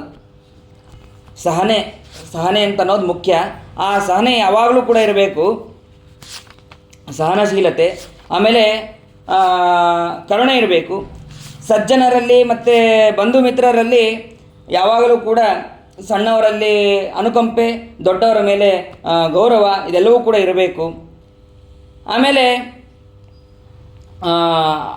ಶತ್ರುಗಳನ್ನು ಜಯಿಸಿರಬೇಕು. ಶತ್ರುಗಳನ್ನು ಜಯಿಸೋದು ಅಂತಂದರೆ ಏನು, ಹೊಡೆಯೋದು ಬಡಿಯೋದು ಅಲ್ಲ. ಅವರನ್ನು ಯೋಗ್ಯವಾದಂತಹ ರೀತಿಯಲ್ಲಿ ತಾಳ್ಮೆಯಿಂದ ಅವರ ಜೊತೆಗೆ ಗೆದ್ದಿರಬೇಕು ಅಂತ ಅನ್ನೋದಿರಬೇಕು. ಯಾವಾಗಲೂ ಕೂಡ ಶಾಂತರಾಗಿರಬೇಕು. ಮತ್ತು ಸಾಧವ ಸಾಧುಭೂಷಣ, ಸಾಧುಗಳ ಹಾಗೆ ಮನಸ್ಸು, ಹಾಗೆ ನಮ್ಮ ಮನಸ್ಸು ಇರಬೇಕು. ಆಮೇಲೆ ನನ್ನಲ್ಲಿ, ಅಂದರೆ ಕಪಿಲನಾಮಕ ಭಗವಂತನೇ ಹೇಳ್ತಾ ಇರೋದು, ನನ್ನಲ್ಲಿ ಯಾವಾಗಲೂ ಕೂಡ ಭಕ್ತಿಯನ್ನು ಮಾಡ್ತಾ ಇರಬೇಕು. ಮತ್ತು ಭಕ್ತಿ ಅಂತಂದರೆ ಏನೋ 1-2 ನಿಮಿಷ ಹಿಂಗೆ ಕಣ್ಮುಚ್ಚೆ ಆಯ್ತಪ್ಪ ಭಗವಂತ ಸ್ತೋತ್ರ ಮಾಡಿದೆ ನಂಗೆ ಭಕ್ತಿ ಬಂತು ಅಲ್ಲ, ದೃಢವಾದಂತಹ ಭಕ್ತಿ ಇರಬೇಕು. ಆ ದೃಢವಾದಂತಹ ಭಕ್ತಿಯಿಂದ ನನ್ನನ್ನು ಸ್ತೋತ್ರ ಮಾಡ್ತಾ ಇರಬೇಕು. ಮತ್ತು ಎಲ್ಲ ಕರ್ಮಗಳನ್ನು ನನಗೆ ಸಮರ್ಪಣೆಯನ್ನು ಮಾಡ್ತಾ ಇರಬೇಕು. ಮತ್ಕೃತೆ ತ್ಯಕ್ತ ಕರ್ಮಾಣಃ ತ್ಯಕ್ತ ಸ್ವಜನ ಬಾಂಧವಾಃ, ಬಂಧು ಬಳಗ ಎಲ್ಲವನ್ನೂ ಕೂಡ ಬಿಟ್ಟು ನನ್ನಲ್ಲಿ ಆಸಕ್ತರಾಗಿರಬೇಕು ಅಂತ ಅನ್ನೋದನ್ನು ಭಗವಂತ ತಿಳಿಸ್ತಾನೆ. ಅದಾದ ಮೇಲೆ ಸತಾನ್ ಪ್ರಸಂಗ ಮಮ ವೀರ್ಯ ಸಂಪದೋ ಭವಂತಿ ಹೃತ್ಕರ್ಣ ರಸಾಯನಾಕತಾಃ ತಜ್ಜೋಷಣಾದಾಶ್ವ ಪವರ್ಗವರ್ತ್ಮನಿ ಶ್ರದ್ಧಾವತಿ ಭಕ್ತಿರನುಕ್ರಮಿಷ್ಯತಿ. ಸಜ್ಜನರ ಸಂಘ ಮಾಡಿದರೆ ಪರಸ್ಪರವಾಗಿ ಮನಸ್ಸು ಮತ್ತು ಕಿವಿಗಳಿಗೆ ಆಪ್ಯಾಯಮಾನವಾಗುವಂತಹ ನನ್ನ ಪರಾಕ್ರಮ ಸಂಪತ್ತನ್ನು ಅದರ ಕುರಿತಾದಂತಹ ಮಹಿಮೆ ಎಲ್ಲವೂ ಕೂಡ ಗೊತ್ತಾಗ್ತಾ ಹೋಗುತ್ತೆ. ಮತ್ತು ಆ ಭಗವಂತನ ಮಾತು, ಭಗವಂತನ ಕಥೆಗಳು ಅದೆಲ್ಲವೂ ಕೂಡ ನಡೀತಾ ಹೋಗುತ್ತೆ. ಅವುಗಳೆಲ್ಲವನ್ನೂ ಕೂಡ ಮನನ ಮಾಡಿದಾಗ ಮೋಕ್ಷ ಸಾಧನ ಮತ್ತು ಜ್ಞಾನದಾಯಕವಾದದ್ದು ನನ್ನಲ್ಲಿ ಬರುತ್ತೆ. ಮತ್ತು ಶೀಘ್ರವಾಗಿ ಶ್ರದ್ಧಾ ಭಕ್ತಿ ಇದೆಲ್ಲವೂ ಕೂಡ ಕ್ರಮವಾಗಿ ಬರುತ್ತೆ ಅಂತ ಅನ್ನೋದನ್ನು ಅವಳು ತಿಳಿಸ್ತಾಳೆ, ಇದು ಭಗವಂತ ತಿಳಿಸ್ತಾನೆ. ಅದಾದ ಮೇಲೆ ಆ ಭಗವಂತ ಇನ್ನೂ ಅನೇಕ ರೀತಿಯಾದಂತಹ ಉಪದೇಶಗಳನ್ನು ಮಾಡ್ತಾನೆ. ಸಾಂಖ್ಯ ತತ್ವವನ್ನು ಪೂರ್ಣವಾಗಿ ಆ ದೇವಹೂತಿಗೆ ಉಪದೇಶವನ್ನು ಮಾಡ್ತಾನೆ. ಮತ್ತು ಆ ಪ್ರಕೃತಿ ಪುರುಷಸ್ಯಾಪಿ ಲಕ್ಷಣಂ ಪುರುಷೋತ್ತಮ, ಆ ಪ್ರಕೃತಿ ಲಕ್ಷಣ ಏನು ಮತ್ತು ಪುರುಷನ ಲಕ್ಷಣವೇನು ಅದೆಲ್ಲವನ್ನು ಕೂಡ ತಿಳಿಸ್ತಾನೆ. ಯತ್ತತ್ ತ್ರಿಗುಣಮವ್ಯಕ್ತಂ ನಿತ್ಯಂ ಸದಸದಾತ್ಮಕಂ ಪ್ರಧಾನಂ ಪ್ರಕೃತಿಂ ಪ್ರಾಹು ಅವಿಶೇಷಂ ವಿಶೇಷವತ್ ಪಂಚಭಿರ್ಬ್ರಹ್ಮ ಚತುರ್ಭಿರ್ದಶಭಿಸ್ತಥಾ ಏತತ್ ಚತುರ್ವಿಂಶತಿಕಂ ಗಣಂ ಪ್ರಾಧಾನಿಕಂ ವಿದುಹು. ಪಂಚಭಿ ಅಂತಂದರೆ 25 ಪ್ರಧಾನವಾದಂತಹ ತತ್ವ. ಅದಾದ ಮೇಲೆ ಚತುರ್ಭಿ 4 ಅಂತಂದರೆ ಧರ್ಮ ಅರ್ಥ ಕಾಮ ಮೋಕ್ಷ. ಮತ್ತು ದಶಭಿ ಅಂತಂದರೆ ಇಂದ್ರಿಯಗಳು. ಏತತ್ ಚತುರ್ವಿಂಶಕಂ, ಹೀಗೆ 24 ಪ್ರಧಾನವಾದಂತಹ ತತ್ವಗಳು. 25ನೇದು ಭಗವಂತ ಅಂತನ್ನೋದನ್ನು ತಿಳಿಸ್ತಾರೆ. ಕೆಲವು ಕಡೆ ಪ್ರಭೇದಗಳಿದೆ, 24 ಇದೆ, 25 ಇದೆ, 26 ಇದೆ, ಹೀಗೆ ಕೆಲವು ಪ್ರಭೇದಗಳಿದೆ. ಅಥವಾ 21, 22 ಹೀಗೆ ಕೆಲವು ಪ್ರಭೇದಗಳು ಕೂಡ ಇದೆ. ಅದರಲ್ಲಿ ಕೆಲವೊಂದನ್ನು ಸಂಕೋಚ ಮಾಡಿ ಅಲ್ಲಿ ಹೇಳಲಾಗಿದೆ ಅಂತ ಅನ್ನೋದನ್ನು ಕೂಡ ಇಲ್ಲಿ ತಿಳ್ಕೋಬೇಕು. ಅದಾದ ಮೇಲೆ ಭಗವಂತ ಅವಳು ಕೇಳ್ತಾಳೆ, ಧ್ಯಾನ ಯೋಗಕ್ಕೆ ಏನು ಮಾಡಬೇಕು, ಆ ಧ್ಯಾನ ಯೋಗ ಬರಬೇಕು ಅಂದರೆ ಏನೇನು ನಾವು ಅನುಷ್ಠಾನ ಮಾಡಬೇಕು ಅದೆಲ್ಲವನ್ನು ಕೂಡ ಹೇಳು ಅಂತಂದಾಗ ಅದಕ್ಕೆ ಭಗವಂತ ಹೇಳ್ತಾನೆ, ಧ್ಯಾನ ಯೋಗಕ್ಕೆ 8 ಅಂಗಗಳು, ಪ್ರಧಾನವಾಗಿ 8 ಅಂಗಗಳು. ಅದರಲ್ಲಿ ಯಮ, ನಿಯಮ, ಆಸನ, ಪ್ರಾಣಾಯಾಮ, ಪ್ರತ್ಯಾಹಾರ ಮತ್ತು ಧಾರಣ, ಧ್ಯಾನ, ಸಮಾಧಿ ಅಂತ ಹೇಳಿ ಹೀಗೆ 8. ಅದರಲ್ಲಿ ಮತ್ತು ಯಮಗಳು ಅಂತಂದರೆ ಯಾವುದು ಅಂತಂದರೆ ಅದು ನಿತ್ಯ ಮಾಡಬೇಕಾದಂತಹ ಧರ್ಮಗಳು. ಪ್ರಧಾನವಾಗಿ 5 ಯಮಗಳಿದೆ. ಅಹಿಂಸಾ, ಸತ್ಯ, ಅಸ್ತೇಯ, ಬ್ರಹ್ಮಚರ್ಯ, ಅಪರಿಗ್ರಹ ಇವುಗಳು ಮಾಡಬೇಕು. ಅಹಿಂಸಾ ಅಂತಂದರೆ ಮನಸ್ಸಿನಿಂದ, ಮಾತಿನಿಂದ ಅಥವಾ ದೇಹದಿಂದ ಯಾರಿಗೂ ಕೂಡ ಹಿಂಸೆ ಮಾಡದೇ ಇರೋದು. ಮತ್ತು ಸತ್ಯ ಅಂತಂದರೆ ಗೋಬ್ರಾಹ್ಮಣರಿಗೆ, ಸಜ್ಜನರಿಗೆ ಹಿತವಾದಂತಹ ಮಾತನ್ನು ಆಡುವಂಥದ್ದು. ಮತ್ತು ಅಸ್ತೇಯ ಅಂತಂದರೆ ಕಳತನ ಮಾಡದೇ ಇರುವಂಥದ್ದು. ಬ್ರಹ್ಮಚರ್ಯ ಅಂತಂದರೆ ದೇಹದಿಂದ, ಮಾತಿನಿಂದ, ಮನಸ್ಸಿನಿಂದ ಎಲ್ಲ ದೇಶದಲ್ಲಿ ಎಲ್ಲ ಕಾಲದಲ್ಲೂ ಕೂಡ ಪರಸ್ತ್ರೀ ಸಹವಾಸವನ್ನು ಬಿಟ್ಟಿರಬೇಕು. ಮತ್ತು ಅಪರಿಗ್ರಹ ಅಂತಂದರೆ ದೇಹಧಾರಣೆಗೆ ಎಷ್ಟು ಬೇಕೋ ಅದಕ್ಕಿಂತ ಹೆಚ್ಚಾಗಿ ಏನನ್ನೂ ಕೂಡ ಸ್ವೀಕಾರ ಮಾಡಬಾರ್ದು. ಈಗ ನಾವು ಹೇಗಾಗಿದೆ ಅಂತಂದರೆ ಏನೋ ಒಂದು ವಸ್ತು ಕಾಣಿಸ್ತು, ತಿನ್ನೋವಂಥ ಪದಾರ್ಥ ಕಾಣಿಸ್ತು, ಪದಾರ್ಥ ಕಂಡ ತಕ್ಷಣ ಅದು ನನಗೆ ಬೇಕಪ್ಪ, ಅದು ತಿನ್ನಬೇಕು ಅಂತ ಅನಿಸ್ತಾ ಇದೆ. ಸರಿ, ಅದು ತಿಂದಾಯಿತು, ಒಂದು 15 ನಿಮಿಷನೂ ಆಗಿರೋದಿಲ್ಲ, ಇನ್ನೊಂದು ಪದಾರ್ಥ ಕಾಣಿಸುತ್ತೆ, ಆ ಪದಾರ್ಥನೂ ಕೂಡ ಬೇಕು, ಅದು ಕೂಡ ತಿನ್ನಬೇಕು ಅಂತ ಅನ್ನಿಸ್ತಾ ಇದೆ. ಹಾಗೆ ತಿಂದು ಏನಾಗಿದೆ ಅಂತಂದರೆ ತಿನ್ನೋದಷ್ಟೇ ಆಗಿದೆ ಹೊರತು ಅದು ಯಾವುದೂ ಕೂಡ ಹೊರಗೂ ಹೋಗ್ತಾ ಇಲ್ಲ, ಒಳಗೆ ಪೂರ್ಣವಾಗಿ ಇರ್ತಾ ಇಲ್ಲ. ಹಾಗೆ ನಮ್ಮ ದೇಹ ಪೂರ್ಣವಾಗಿ ಕೆಡ್ತಾ ಇದೆ. ಮತ್ತು ಅದಕ್ಕೆ ಯೋಗ್ಯವಾದಂತಹ ಎಷ್ಟು ಬೇಕೋ ಅಷ್ಟೇ, ದೇಹಧಾರಣೆಗೆ ಎಷ್ಟು ಬೇಕೋ ಅಷ್ಟೇ ಆಹಾರವನ್ನು ಸ್ವೀಕಾರ ಮಾಡಬೇಕು ಅಂತ ಹೇಳ್ತಾರೆ. ಅದಾದಮೇಲೆ ನಿಯಮಗಳು ಕೂಡ 5 ಇದೆ. ಅದ್ಯಾವುದು ಅಂತಂದರೆ ಶೌಚ, ತಪಸ್ಸು, ಮತ್ತು ತುಷ್ಟಿ, ಸ್ವಾಧ್ಯಾಯ, ಮತ್ತು ಭಗವಂತನ ಪೂಜಾ. ಶೌಚ ಅಂತಂದರೆ ಮೃತ್ತಿಕಾ ಮೊದಲಾದಗಳಿಂದ ಮತ್ತು ನೀರುಗಳಿಂದ ದೇಹವನ್ನು ಶುದ್ಧಿಗೊಳಿಸಬೇಕು. ರಾಗದ್ವೇಷಗಳನ್ನು ಬಿಟ್ಟು ಮನಸ್ಸನ್ನು ಶುದ್ಧಿಗೊಳಿಸಬೇಕು. ಆಮೇಲೆ ತಪಸ್ಸು ಅಂತಂದರೆ ದೇಹಕ್ಕೆ ತಾಪವಾದರೂ ಕೂಡ ಸಹಿಸಿಕೊಂಡು ಆ ಭಗವಂತನಿಗೆ ಪ್ರೀತಿಕರವಾದಂತಹ ವ್ಯಾಪಾರವನ್ನು ಮಾಡ್ತಾ ಇರಬೇಕು. ಮತ್ತು ತುಷ್ಟಿ, ಭಗವಂತ ಎಷ್ಟು ಕೊಟ್ಟಿದ್ದಾನೋ ಅಷ್ಟರಲ್ಲಿ ಸಂತೋಷ ಪಡಬೇಕು. ಮತ್ತು ಸ್ವಾಧ್ಯಾಯ, ತನ್ನ ವೇದ ಶಾಖೆಯನ್ನು ಸ್ವಶಾಖಾಧ್ಯಯನವನ್ನು ಮುಖ್ಯವಾಗಿ ಮಾಡಬೇಕು. ಉಳಿದಿದ್ದನ್ನು ಕೂಡ ಅಧ್ಯಯನವನ್ನು ಮಾಡಬೇಕು ಅಂತ ನಾವು ತಿಳಿಸ್ತಾರೆ. ಒಂದು ವೇಳೆ 3 ತಲೆಮಾರಿನ ತನಕ ಏನಾದರೂ ಅಧ್ಯಯನವನ್ನು ಮಾಡದೇ ಹೋದರೆ ಜಾತಿನೇ ಹೋಗ್ಬಿಡತ್ತಂತೆ. ಆದ್ದರಿಂದ ಸ್ವಶಾಖಾಧ್ಯಯನದ ಬಗ್ಗೆ ಅವಶ್ಯವಾಗಿ ನಾವು ಮಾಡಲೇಬೇಕು ಅಂತ ನಾವು ತಿಳಿಸ್ತಾರೆ. ಆಮೇಲೆ ಹರಿಪೂಜೆ, ಯಾವುದಾದ್ರೂ ಒಂದು ರೀತಿಯಿಂದ ಭಗವಂತನ ಪೂಜೆಯನ್ನು ಮಾಡಬೇಕು. ಮನಸ್ಸಿನಿಂದ ಅಥವಾ ವಿಸ್ತಾರವಾಗಿ ಆ ಭಗವಂತನ ಪ್ರತಿಮೆಗಳಿರುತ್ತೆ, ಆ ಪ್ರತಿಮೆಗಳಿಗೆ ತಕ್ಕಂತೆ ಪೂಜೆಗಳನ್ನು ಮಾಡಬೇಕು.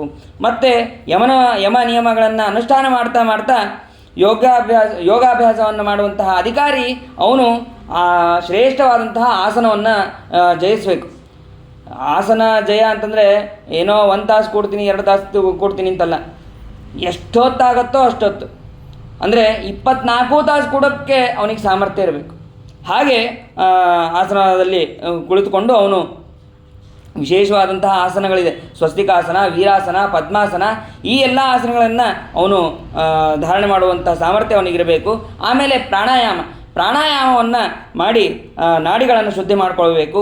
ಆ ಪ್ರಾಣಾಯಾಮದಲ್ಲಿ ರೇಚಕ, ಪೂರಕ, ಕುಂಭಕ ಅಂತ ಹೇಳಿ ಹೀಗೆ 3 ವಿಧ ಇದೆ. ಇದನ್ನು ಮತ್ತು ಗುರುಗಳಿಂದನೇ ಉಪದೇಶವನ್ನು ಪಡೆದು ನಾವು ಪ್ರಾಣಾಯಾಮಾದಿಗಳನ್ನು ಮಾಡಬೇಕು. ಮತ್ತು ಸ್ವತಃ ಮಾಡೋದು ಅದು ಇನ್ನಷ್ಟು ಅಪಾಯಕರನೇ ಹೊರತು ಅದು ಯೋಗ್ಯ ಅಲ್ಲ ಅಂತ ಅನ್ನೋದನ್ನು ತಿಳಿಸ್ತಾರೆ.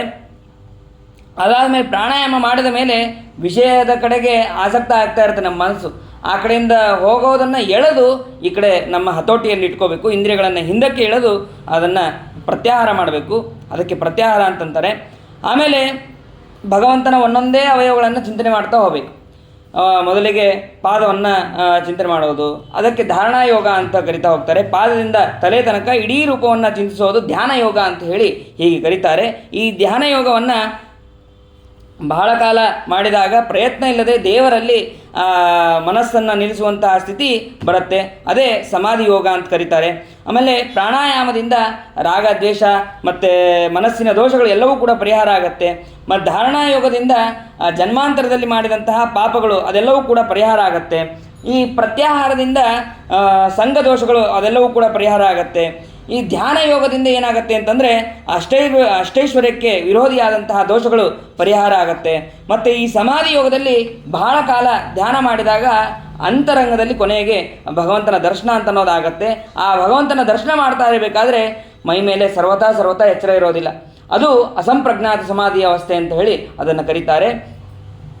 ಆಮೇಲೆ ಆ ಭಗವಂತನ ಪಾದಗಳನ್ನು ಬಹಳ ಹೊತ್ತು ಚಿಂತನೆ ಮಾಡಬೇಕಂತ. ಅದಕ್ಕೆ ಪ್ರಾತಃ ಕಾಲದಲ್ಲಿ ನಾವು ನಿತ್ಯದಲ್ಲೂ ಪಾರಾಯಣ ಮಾಡ್ತೀವಿ. ಸಂಚಿಂತೆಯೇ ಭಗವತಶ್ಚರಣಾರವಿಂದಂ ವಜ್ರಾಂಕುಶ ಧ್ವಜಸರೋರುಹಲಾಂಚನಾಟ್ಯಂ ಉತ್ತುಂಗ ರಕ್ತ ಲಸಿ ವಿಲಸನ್ನ ಕಚಕ್ರವಾಲ ಜ್ಯೋತ್ಸ್ನಾವೀರಾಹೃತ ಮಹದೃದಯಾಂಧಕಾರಂ. ಆ ಭಗವಂತನ ಪಾದ ಕಮಲ ಹೇಗಿದೆ ಅಂತಂದರೆ ಧ್ವಜ ವಜ್ರ ಅಂಕುಶ ಚಿಹ್ನಿತವಾದಂತಹ ಪಾದ. ನಾವು ಇದರಲ್ಲಿ ನೋಡ್ತಾ ಇರ್ತೀವಿ, ಗಯಾದಲ್ಲಿ ನೋಡ್ತಾ ಇರ್ತೀವಿ. ಆ ಗಯಾದಲ್ಲಿ ಸುಂದರವಾಗಿ ಸಾಯಂಕಾಲ ಹೊತ್ತು ಅಲಂಕಾರವನ್ನು ಮಾಡಿರ್ತಾರೆ. ಈಗ ಅಲ್ಲಿ ಪಾದದ ಗುರುತು ಅಷ್ಟು ಸ್ಪಷ್ಟವಾಗಿಲ್ಲ. ಆದರೆ ಆ ಪಾದದಲ್ಲಿ ಹೇಗಿರಬೇಕು, ರಕ್ತವಾದಂತಹ ಪಾದ, ಅಂದರೆ ಕೋಮಲವಾದಂತಹ ಪಾದ, ನೋಡೋದಕ್ಕೆ ಆನಂದವಾಗಿರುತ್ತೆ. ಅಲ್ಲಿ ಧ್ವಜ ವಜ್ರ ಅಂಕುಶ ಇದೆಲ್ಲದರಿಂದಲೂ ಕೂಡ ಚಿಹ್ನಿತವಾದಂತಹ ಪಾದ ಅಲ್ಲಿರುತ್ತೆ. ಅಂತಹ ಆ ಪಾದವನ್ನು ಅಲ್ಲಿ ನೋಡಬೇಕು. ಆಮೇಲೆ ಆ ಉಗುರಿನಿಂದ ಏನಾಗುತ್ತೆ ಅಂತಂದರೆ ಬೆಳದಿಂಗಳಿನಂತೆ ಕಾಂತಿ ಹೊರಗೆ ಬಂದು ಆ ಹೃದಯದ ಅಜ್ಞಾನ ಅಂತನ್ನುವಂತಹ ಕತ್ತಲೆಯನ್ನು ಪರಿಹಾರ ಮಾಡ್ತದೆ. ಹೀಗೆ ಆ ಭಗವಂತನ ಧ್ಯಾನವನ್ನು ಮಾಡಬೇಕು. ಆಮೇಲೆ ಆ ಭಗವಂತನ ಮಂದಹಾಸ ಅದು ಅದ್ಭುತವಾದದ್ದು. ಹಾಸಂ ಹರೇರವನತಾ ಕಿಲ ಲೋಕ ತೀವ್ರ ಶೋಕಾಶ್ರು ಸಾಗರ ವಿಶೋಷಣ ಮತ್ಯುದಾರಂ ಸಮೋಹನಾಯ ರಚಿತಂ ನಿಜಮಾಯಸ್ಯ ಭ್ರೂಮಂಡಲಂ ಮನುಸುತೆ ಮಕರಧ್ವಜಸ್ಯ. ಆ ಭಗವಂತನ ಮಂದಹಾಸ ಹೇಗಿದೆ ಅಂತಂದರೆ ನಮ್ಮ ಸಂಸಾರ ಸಾಗರವನ್ನೇ ಒಣಗಿಸ್ತದಂತೆ. ಎಲ್ಲ ಅವಯವಗಳನ್ನು ಚಿಂತನೆ ಮಾಡ್ತಾ ಮಾಡ್ತಾ ಆ ಭಗವಂತನ ಮಂದಹಾಸವನ್ನು ಒಂದು ಸದೆ ಸ್ಮರಣೆ ಮಾಡಿಕೊಂಡ್ರೆ ಅದ್ಭುತವಾಗಿ ನಮ್ಮ ಸಂಸಾರ ಸಾಗರವನ್ನೇ ಒಣಗಿಸುವಂತಹ ಮಂದಹಾಸ ಇದು. ಬರೀ ಮಂದಹಾಸಕ್ಕಷ್ಟೇ ಇದೆಯಾ? ಇಲ್ಲ, ಭಗವಂತನ ಪಾದಕ್ಕೂ ಆ ಸಾಮರ್ಥ್ಯ ಇದೆ, ಭಗವಂತನ ಉಗುರಿಗೂ ಕೂಡ ಆ ಸಾಮರ್ಥ್ಯ ಇದೆ. ಹೀಗೆ ಪ್ರತಿಯೊಂದು ಅವಯವದಲ್ಲೂ ಕೂಡ ಎಲ್ಲ ಸಾಮರ್ಥ್ಯ ಇದೆ ಅಂತ ಅನ್ನೋದನ್ನು ನಾವು ವಿಶೇಷವಾಗಿ ಚಿಂತನೆ ಮಾಡಬೇಕು. ಆ ಭಗವಂತನ ಹುಬ್ಬಿನ ವಿಲಾಸ, ಆ ಹುಬ್ಬಿನ ವಿಲಾಸದಿಂದ ಇಡೀ ಜಗತ್ತನ್ನೇ ಮೋಹಗೊಳಿಸುವಂತಹದ್ದು. ಆಮೇಲೆ ಹೀಗೆ ಆ ಕೆಂಪು ತುಟಿಗಳ ಮಧ್ಯೆ ಭಗವಂತನ ಹಲ್ಲು, ಬೆಳ್ಳಗಿರುವಂತಹ ದಂತಗಳ ಪಂಕ್ತಿ ಇದೆ. ಇಂತಹ ಭಗವಂತನನ್ನು ಯಾವಾಗಲೂ ಚಿಂತನೆ ಮಾಡ್ತಾ ಇರಬೇಕು ಅಂತ ಅನ್ನೋದನ್ನು ಅಲ್ಲಿ ತಿಳಿಸ್ತಾರೆ. ಈ ಚಿಂತನೆ ಮಾಡಬೇಕಾದ್ರೆ ನಾವು ಬೇರೆ ಕಡೆ ಸರ್ವತಾ ಯೋಚನೆಯನ್ನು ಮಾಡಬಾರ್ದು ಅಂತ ಅನ್ನೋದನ್ನು ತಿಳಿಸ್ತಾರೆ. ಆಮೇಲೆ ಭಕ್ತಿ ಯೋಗದಲ್ಲೂ ಕೂಡ ಬಹಳ ವಿಧ ಇದೆ. ಮತ್ತು ಪರಹಿಂಸೆಯನ್ನು ಉದ್ದೇಶ ಮಾಡಿಕೊಂಡು ದಂಭದಿಂದ ಅಥವಾ ಗೂಢದ್ವೇಷದಿಂದ ಮಾಡುವಂತಹ ಭಜನೆ ಅದು ತಾಮಸ ಭಕ್ತಿ ಅಂತ ಅನ್ಸ್ಕೊಳ್ಳುತ್ತೆ. ಮತ್ತು ಕೀರ್ತಿ ಅಥವಾ ಐಶ್ವರ್ಯ ಅದನ್ನು ಉದ್ದೇಶ ಮಾಡಿಕೊಂಡು ಮಾಡುವಂತಹ ಭಕ್ತಿ ಅದು ರಾಜಸ ಅಂತ ಅನ್ಸ್ಕೊಳ್ಳುತ್ತೆ. ತನ್ನ ಕರ್ತವ್ಯ ಬುದ್ಧಿಯಿಂದ ಫಲಾಪೇಕ್ಷೆಯನ್ನು ಬಿಟ್ಟು ಆ ಭಗವಂತನ ಪ್ರೀತಿ ಉದ್ದೇಶದಿಂದ ಸ್ವಧರ್ಮಾನುಷ್ಠಾನ ಮಾಡುವಂತಹ ಭಕ್ತಿ ಅದು ಸಾತ್ವಿಕ ಭಕ್ತಿ ಅಂತ ಅನ್ಸ್ಕೊಳ್ಳುತ್ತೆ. ಹೇಗೆ ಅಂತಂದರೆ ಕೆಲವರು ಏಕಾಂತ ಭಕ್ತರು ಇರ್ತಾರೆ. ಆ ಏಕಾಂತ ಭಕ್ತರು ಏನು ಭಕ್ತಿಯಿಂದನೇ ಮಾಡ್ತಾ ಇರ್ತಾರೆ. ಎಷ್ಟು ಭಕ್ತಿ ಅಂತಂದರೆ ಅವರಿಗೆ ಆಯ್ತಪ್ಪ, ನಾನು ನೀನು ತಪಸ್ಸು ಮಾಡಿದ್ದೀನಿ, ನಿನಗೆ ಅನುಗ್ರಹ ಮಾಡ್ತೀನಿ, ಏನು ಬೇಕು ಕೇಳು, ನನಗೇನು ಬೇಡ. ಮತ್ತು ತಪಸ್ಸು ಮಾಡಿದ್ದಿಲ್ಲಪ್ಪ, ಅದಕ್ಕೆ ಏನಾದ್ರು ಕೊಡಬೇಕು, ನನಗೇನು ಬೇಡ, ನಿನ್ನ ಅನುಗ್ರಹ ಸಾಕು. ಇಷ್ಟು ಆ ಏಕಾಂತ ಭಕ್ತಿಯರು ಇರ್ತಾರೆ. ಅವರು ಭಕ್ತಿಯಿಂದ ಮುಕ್ತಿನೂ ಕೂಡ ಬೇಡ ಅಂತ ಹೇಳ್ತಾರೆ. ಅವರು ಮೋಕ್ಷವನ್ನು ಕೊಟ್ಟರೂ ಕೂಡ ಅದು ತಮ್ಮ ಭಕ್ತಿಗೆ ಪ್ರತಿಫಲ ಅಂತ ಏನಾದ್ರು ಕೊಟ್ಟರೆ ನಮ್ಗೆ ಅಂತಹ ಮೋಕ್ಷನೂ ಕೂಡ ಬೇಡ ಅಂತ ಹೇಳಿ ಆ ಏಕಾಂತ ಭಕ್ತರಿದ್ದಾರೆ ಅಂತ ಅನ್ನೋದನ್ನು ತಿಳಿಸ್ತಾರೆ. ಅದಾದ ಮೇಲೆ ಈ ತಾರತಮ್ಯವನ್ನು ತಿಳಿಸ್ತಾನೆ ಭಗವಂತ. ಈ ಜೀವರಲ್ಲಿ ಅನೇಕ ವಿಧವಾದಂತಹ ತಾರತಮ್ಯ ಅಂತ ಅನ್ನೋದಿದೆ. ಅದಕ್ಕೆ ಹೇಗೆ ದೇವತೆಗಳಲ್ಲಿ ಹೇಗೆ ತಾರತಮ್ಯ ಇದೆಯೋ ಹಾಗೆ ಜೀವ ಸೃಷ್ಟಿಗಳಲ್ಲೂ ಕೂಡ ಅನೇಕ ರೀತಿಯಾದಂತಹ ತಾರತಮ್ಯ ಇದೆ. ಅದನ್ನು ಭಗವಂತ ಹೇಳ್ತಾನೆ. ಸ್ಥಾವರ, ನಿಂತಲ್ಲೇ ನಿಂತಿರುವಂತಹ ಗಿಡ ಮರ ಈ ಬಳ್ಳಿಗಳು ಇಂತಹ ಇದಕ್ಕಿಂತ ಜೀವಿಗಳಿಗಿಂತ ಸಂಚಾರ ಮಾಡುವಂತಹ ಪ್ರಾಣಿಗಳು ಶ್ರೇಷ್ಠ.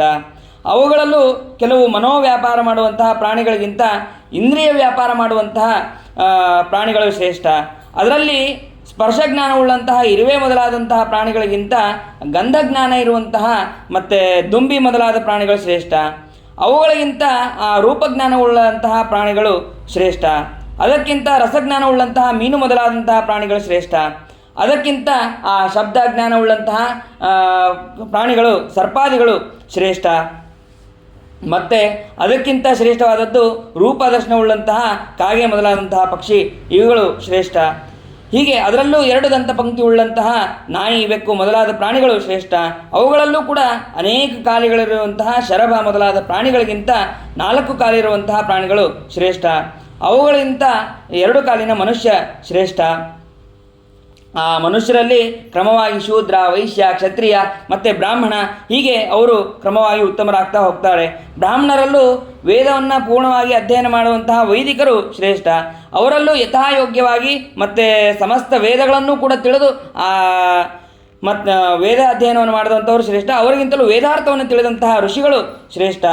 ಅವರಿಗಿಂತ ವೇದವಾಕ್ಯದಲ್ಲಿ ಬರುವಂತಹ ಸಂಶಯವನ್ನು ಪರಿಹಾರ ಮಾಡುವಂತಹ ಬೃಹಸ್ಪತ್ಯಾದಿ ದೇವತೆಗಳು ಅವರು ಶ್ರೇಷ್ಠ. ಆ ದೇವತೆಗಳಲ್ಲೂ ಕೂಡ ಚೆನ್ನಾಗಿ ಕರ್ಮಾಚರಣೆ ಮಾಡುವಂತಹ ಇಂದ್ರದೇವರು ಶ್ರೇಷ್ಠ. ಆ ಇಂದ್ರದೇವರಿಗಿಂತಲೂ ಕೂಡ ಗರುಡ, ಶೇಷ ಅವರೆಲ್ಲರೂ ಕೂಡ ಮಹಾವಿರಕ್ತ ಶಿಖಾಮಣಿಗಳು. ಅಂತಹ ಗರುಡ, ಶೇಷ, ರುದ್ರ ಅವು ಶ್ರೇಷ್ಠ. ಅವರಿಗಿಂತಲೂ ಕೂಡ ಅವಿಚ್ಛಿನ್ನರಾದಂತಹ ಭಕ್ತಿಯೋಗಿಗಳಾದಂತಹ ವಾಯುದೇವರು ಶ್ರೇಷ್ಠ. ಆ ವಾಯುದೇವರಿಗೆ ಸಮರಾದಂತಹ ಜೀವರು ಬೇರೆ ಯಾರೂ ಕೂಡ ಇಲ್ಲ. ಆ ವಾಯುದೇವರಿಗಿಂತಲೂ ಕೂಡ ಆ ದೇವದೇವನಾದಂತಹ ನಾನು ಶ್ರೇಷ್ಠ ಅಂತ ಹೇಳಿ ಹೀಗೆ ತಾರತಮ್ಯವನ್ನು ಎಲ್ಲರೂ ಕೂಡ ಸರಿಯಾಗಿ ತಿಳ್ಕೋಬೇಕು ಅಂತ ಅನ್ನೋದನ್ನು ಆ ಭಗವಂತ ಹೇಳ್ತಾನೆ. ಭಕ್ತಿ ನಮಗೆ ದೃಢ ಆಗಬೇಕು ಅಂತಂದರೆ ವೈರಾಗ್ಯ ಅವಶ್ಯಕ. ಇಂತಹ ವೈರಾಗ್ಯಕ್ಕೋಸ್ಕರ ಏನು ಮಾಡಿದ್ರ ಅಂತಂದರೆ ಮುಂದೆ ಆ ಒಂದು ಜೀವನ ರೀತಿ ಹೇಗಿರುತ್ತೆ ಅಂತ ಅನ್ನೋದನ್ನು ತಿಳಿಸ್ತಾನೆ.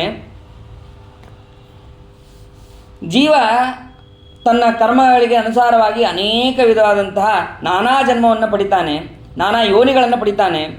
ಯಾವಾಗಲೂ ಹೀಗೆ ತಿರುಗ್ತಾ ಒಮ್ಮೆ ಮನುಷ್ಯ ಜನ್ಮವನ್ನು ಪಡಿತಾನೆ.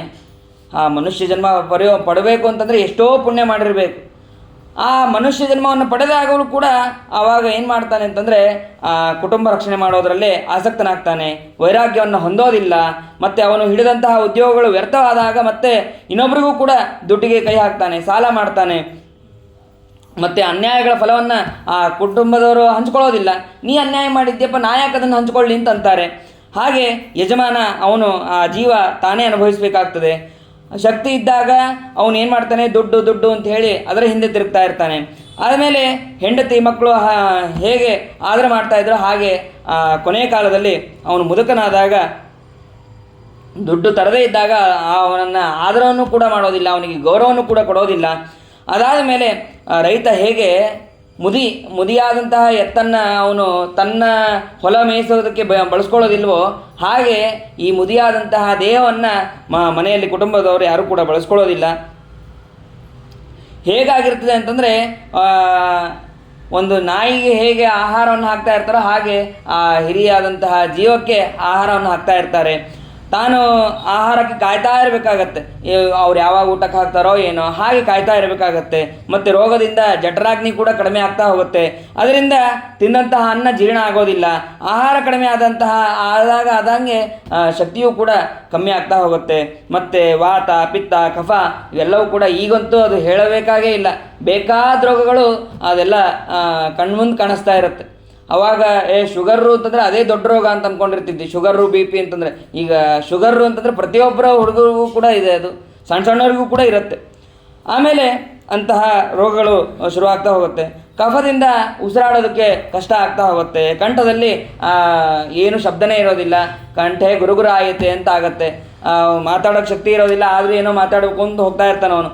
ಆಮೇಲೆ ಇದು ತಾನು ಯಾರೇ ಬಂದು ಮಾತಾಡಿಸಿದ್ರು ಕೂಡ ಏನು ಮಾತಾಡೋದಕ್ಕೆ ಉತ್ತರ ಕೂಡ ಅವನ ಹತ್ರ ಇರೋದಿಲ್ಲ. ಮತ್ತು ಯಾರು ಅಳ್ತಾ ಇರ್ತಾರೋ ಅವ್ರ ಮಧ್ಯದಲ್ಲಿ ಅಳ್ತಾ ಇರ್ತಾನೆ, ನಗೋರ ಮಧ್ಯದ ಅಳ್ತಾ ಅಳ್ತಾ ದೇಹವನ್ನು ಬಿಡ್ತಾನೆ. ದೇಹವನ್ನು ಬಿಟ್ಟ ಮೇಲೆ ಆ ಯಮದೂತರು ಬರ್ತಾರೆ. ಅವಾಗ ಯಮದೂತರು ಬಂದು ಅವನನ್ನು ಜೋರಾಗಿ ಎಳ್ಕೊಂಡು ಹೋಗ್ತಾನೆ. ಆ ಜೀವನನ್ನು ತಮ್ಮ ಪಾಶದಿಂದ ಕಟ್ಟಿ ದೇಹದಿಂದ ಹೊರಗೆ ಇಳಿತಾರಂತೆ.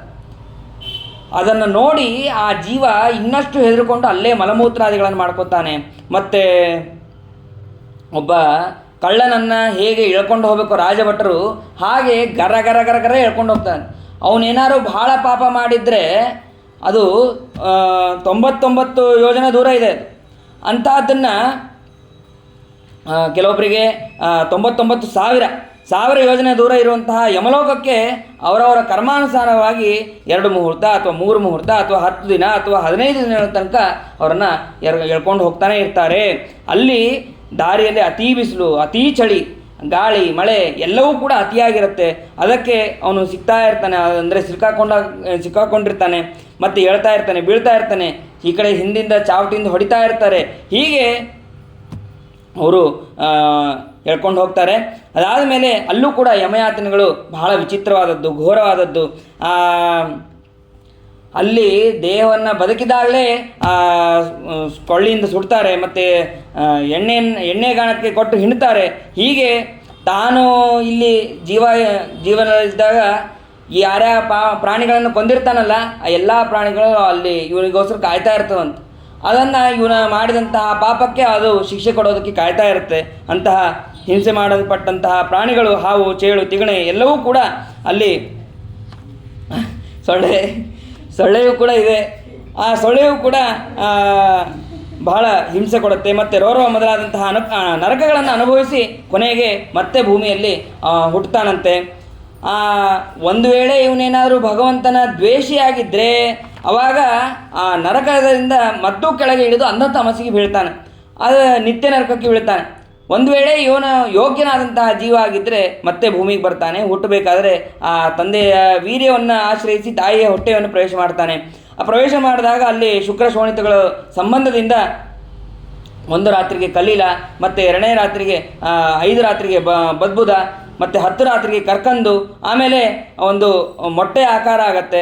1 ತಿಂಗಳಿಗೆ ತಲೆ ಬರುತ್ತೆ, 2ನೇ ತಿಂಗಳಿಗೆ ಕೈಕಾಲು, ಅದಾದ ಮೇಲೆ 3ನೇ ತಿಂಗಳಲ್ಲಿ ಉಗುರು, ಕೂದಲು, ಆಮೇಲೆ ಮೂಳೆ, ಚರ್ಮ, ಲಿಂಗಗಳು ಗೊತ್ತಾಗತ್ತೆ. 4ನೇ ತಿಂಗಳಲ್ಲಿ ಸಪ್ತಧಾತುಗಳು, ಮತ್ತು 5ನೇ ತಿಂಗಳಲ್ಲಿ ಹೊಟ್ಟೆ ಹಸುವು ಅವನಿಗೆ ಬಾಯಾರಿಕೆ ಆಗತ್ತೆ ಆ ಜೀವನಿಗೆ. ಅದಾದ ಮೇಲೆ 6ನೇ ತಿಂಗಳಲ್ಲಿ ಜರಾಯು ಅಂತನ್ನುವಂತಹ ಗರ್ಭಚೀಲದಿಂದ ಆವೃತನಾಗಿ ಹೊಟ್ಟೆಯಲ್ಲಿ ತಿರುಗ್ತಾ ಇರ್ತಾನಂತೆ. ಈ ಕೆಲವೊಬ್ಬರಿಗೆಲ್ಲ ಯೋಗವನ್ನು ಮಾಡಿಸ್ಬೇಕಾದ್ರೆ ಗರ್ಭಾಸನ ಅಂತ ಮಾಡಿಸ್ತಾರೆ. ಆ ಗರ್ಭಾಸನ ಇಲ್ಲಿ ನಾವಿದ್ದಾಗೆ ಮಾಡೋಕ್ಕಾಗೋದಿಲ್ಲ, ಗರ್ಭದಲ್ಲಿ ಮಾತ್ರ ಮಾಡೋದು ಸಾಧ್ಯ. ಆ ಸರ್ವತಾ ಹಿಂಗೆ ಅದು ಗರ್ಭಾಸನ ಇದೆ, ನೋಡೋದಕ್ಕೂ ಕೂಡ ಅದು ಕಷ್ಟ. ಅಷ್ಟು ವಿಚಿತ್ರವಾದಂತಹ ಗರ್ಭಾಸನ, ಅದರಲ್ಲಿ ಆ ಜೀವ ಇರ್ತಾನೆ. ಆವಾಗ 7ನೇ ತಿಂಗಳಿಗೆ ಅವನಿಗೆ ಜ್ಞಾನೋದಯ ಆಗತ್ತೆ. ಅವನು ಯೋಗ್ಯನಾದಂತಹ ವ್ಯಕ್ತಿಯಾಗಿದ್ದರೆ, ಜೀವ ಆಗಿದ್ದರೆ ಅವನಿಗೆ ಜ್ಞಾನೋದಯ ಆಗತ್ತೆ. ಜ್ಞಾನೋದಯ ಆದಾಗ ಗರ್ಭದಲ್ಲಿದ್ದಾಗ ಅವನಿಗೆ ತತ್ವಜ್ಞಾನ ಆಗುತ್ತೆ, ಭಗವಂತನ ಸ್ಮರಣೆಯೂ ಕೂಡ ಬರುತ್ತೆ. ಹಿಂದೆ ಮಾಡಿದಂತಹ ದೋಷಗಳು, ಪಾಪಗಳು, ಒಟ್ಟು ಪುಣ್ಯ ಕರ್ಮ ಎಲ್ಲವೂ ಕೂಡ ನೆನಪಾಗತ್ತಂತೆ. ನೆನಪಾಗಿ ಅವನು ಪ್ರಾರ್ಥನೆ ಮಾಡ್ತಾನಂತೆ, ದೇಹನ್ಯ ದೇಹ ವಿವರೇ ಜಠರಾಗ್ನಿನಾಸೃಗ್ ವಿನ್ಮೂತ್ರ ಕೂಪಪತಿತೋ ಭೃಷತಪ್ತ ದೇಹ ಇಚ್ಛನ್ನಿತೋ ವಿವಸಿತಂ ಗಣಯನ್ ಸ್ವಮಾಸಾನ್ ನಿರ್ವಾಸ್ಯತೆ ಕೃಪಣದೀರ್ಭವತಾ ಕದಾನು. ಹೇಳ್ತಾನಂತೆ, ನಾನು ಈ ಗರ್ಭದಲ್ಲಿ ಸರ್ವತಾ ವಾಸವನ್ನು ಮಾಡೋದಿಲ್ಲ, ಆದರೂ ಹೊರಗೆ ಹೋದ ತಕ್ಷಣ ನಾನು ನಿನ್ನ ಧ್ಯಾನವನ್ನು ಮಾಡ್ತೇನೆ, ಯಾವಾಗಲೂ ಕೂಡ ನಿನ್ನ ಧ್ಯಾನದಲ್ಲೇ ಇರ್ತೇನೆ, ಆಸಕ್ತನಾಗಿರ್ತೇನೆ. ಯಾವಾಗ ಈ ಗರ್ಭಾವಸ್ಥೆ ಮುಗಿಯುತ್ತದೋ ಅಂತ ಕಾಯ್ತಾ ಇರ್ತದಂತೆ. ಯಾಕೆಂದರೆ ಒಳಗೆ ತಾಯಿ ತನಗೆ ಬೇಕು ಅಂತೇಳಿ ಖಾರವನ್ನು ತಿಂತಾ ಇರ್ತಾಳೆ. ಆ ಖಾರ, ಹುಳಿ, ಉಪ್ಪು, ಖಾರ ಎಲ್ಲವನ್ನು ತಿಂತಾ ಇರ್ತದೆ. ಆ ಒಳಗಿದ್ದಂತಹ ಜೀವನಿಗೆ ಅದು ಅತಿಯಾಗಿ ತೊಂದರೆ ಆಗ್ತಾ ಇರುತ್ತೆ. ತಾಯಿ ಬೇಕಾದಂತಹದ್ದನ್ನು ತಿಂತಾ ಇರ್ತಾಳೆ. ತಿಂದಾಗ ಇವನಿಗೆ ಒಳಗೆ ಜಾಸ್ತಿ ತ್ರಾಸಾಗ್ತಾ ಇರುತ್ತೆ. ಹಾಗಾಗಿ ನಾನು ಇಲ್ಲಿಂದ ಹೊರಗೆ ಬರಬೇಕು, ಇಂತಹ ಗರ್ಭಾವಸ್ಥೆ ಸರ್ವತಾ ನನಗೆ ಬೇಡ, ಅಂದರೆ ಸಂಸಾರ ಬೇಡ ಅಂತ ಹೇಳಿ ಎಲ್ಲ ಪ್ರಾರ್ಥನೆ ಮಾಡ್ತಾನಂತೆ. ಪ್ರಾರ್ಥನೆ ಮಾಡಿದ ಮೇಲೆ ಹೊರಗೆ 3 ತಿಂಗಳಾದ ಮೇಲೆ ಹೊರಗೆ ಬಂದರೆ ನಿರುಚ್ಛ್ವಾಸೋ ಗತಸ್ಮೃತಿ, ಹೊರಗೆ ಬಂದ ತಕ್ಷಣ ಅಳೋದಕ್ಕೆ ಪ್ರಾರಂಭ ಮಾಡ್ತಾನೆ.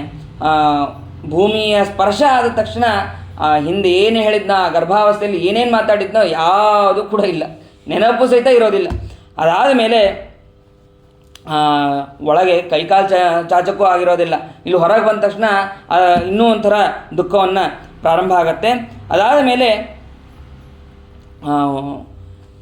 ಹುಟ್ಟಬೇಕಾದ್ರೆ ಜೋರಾಗಿ ಅಳೋದಕ್ಕೆ ಪ್ರಾರಂಭ ಮಾಡ್ತಾನೆ. ಆ ಮಗು ಅಳ್ತಾ ಇದೆ ಅಂತಂದು ತಾಯಿ ಹಾಲನ್ನು ಕುಡಿಸ್ತಾಳೆ, ಅಥವಾ ಹಸಿವಾಗಿದೆ ಅಂತ ಹಾಲನ್ನು ಕುಡಿಸ್ತಾಳೆ. ಆದರೆ ಮಗುವಿಗೆ ಏನೋ ಬೇರೆ ಬೇಕಾಗಿರುತ್ತೆ, ಅಥವಾ ಅದಕ್ಕೆ ಚಳಿಯಾಗಿದೆ ಅಂತ ಅಂದ್ಕೊಂಡು ಅದು ಅಳ್ತಾ ಇರುತ್ತೆ.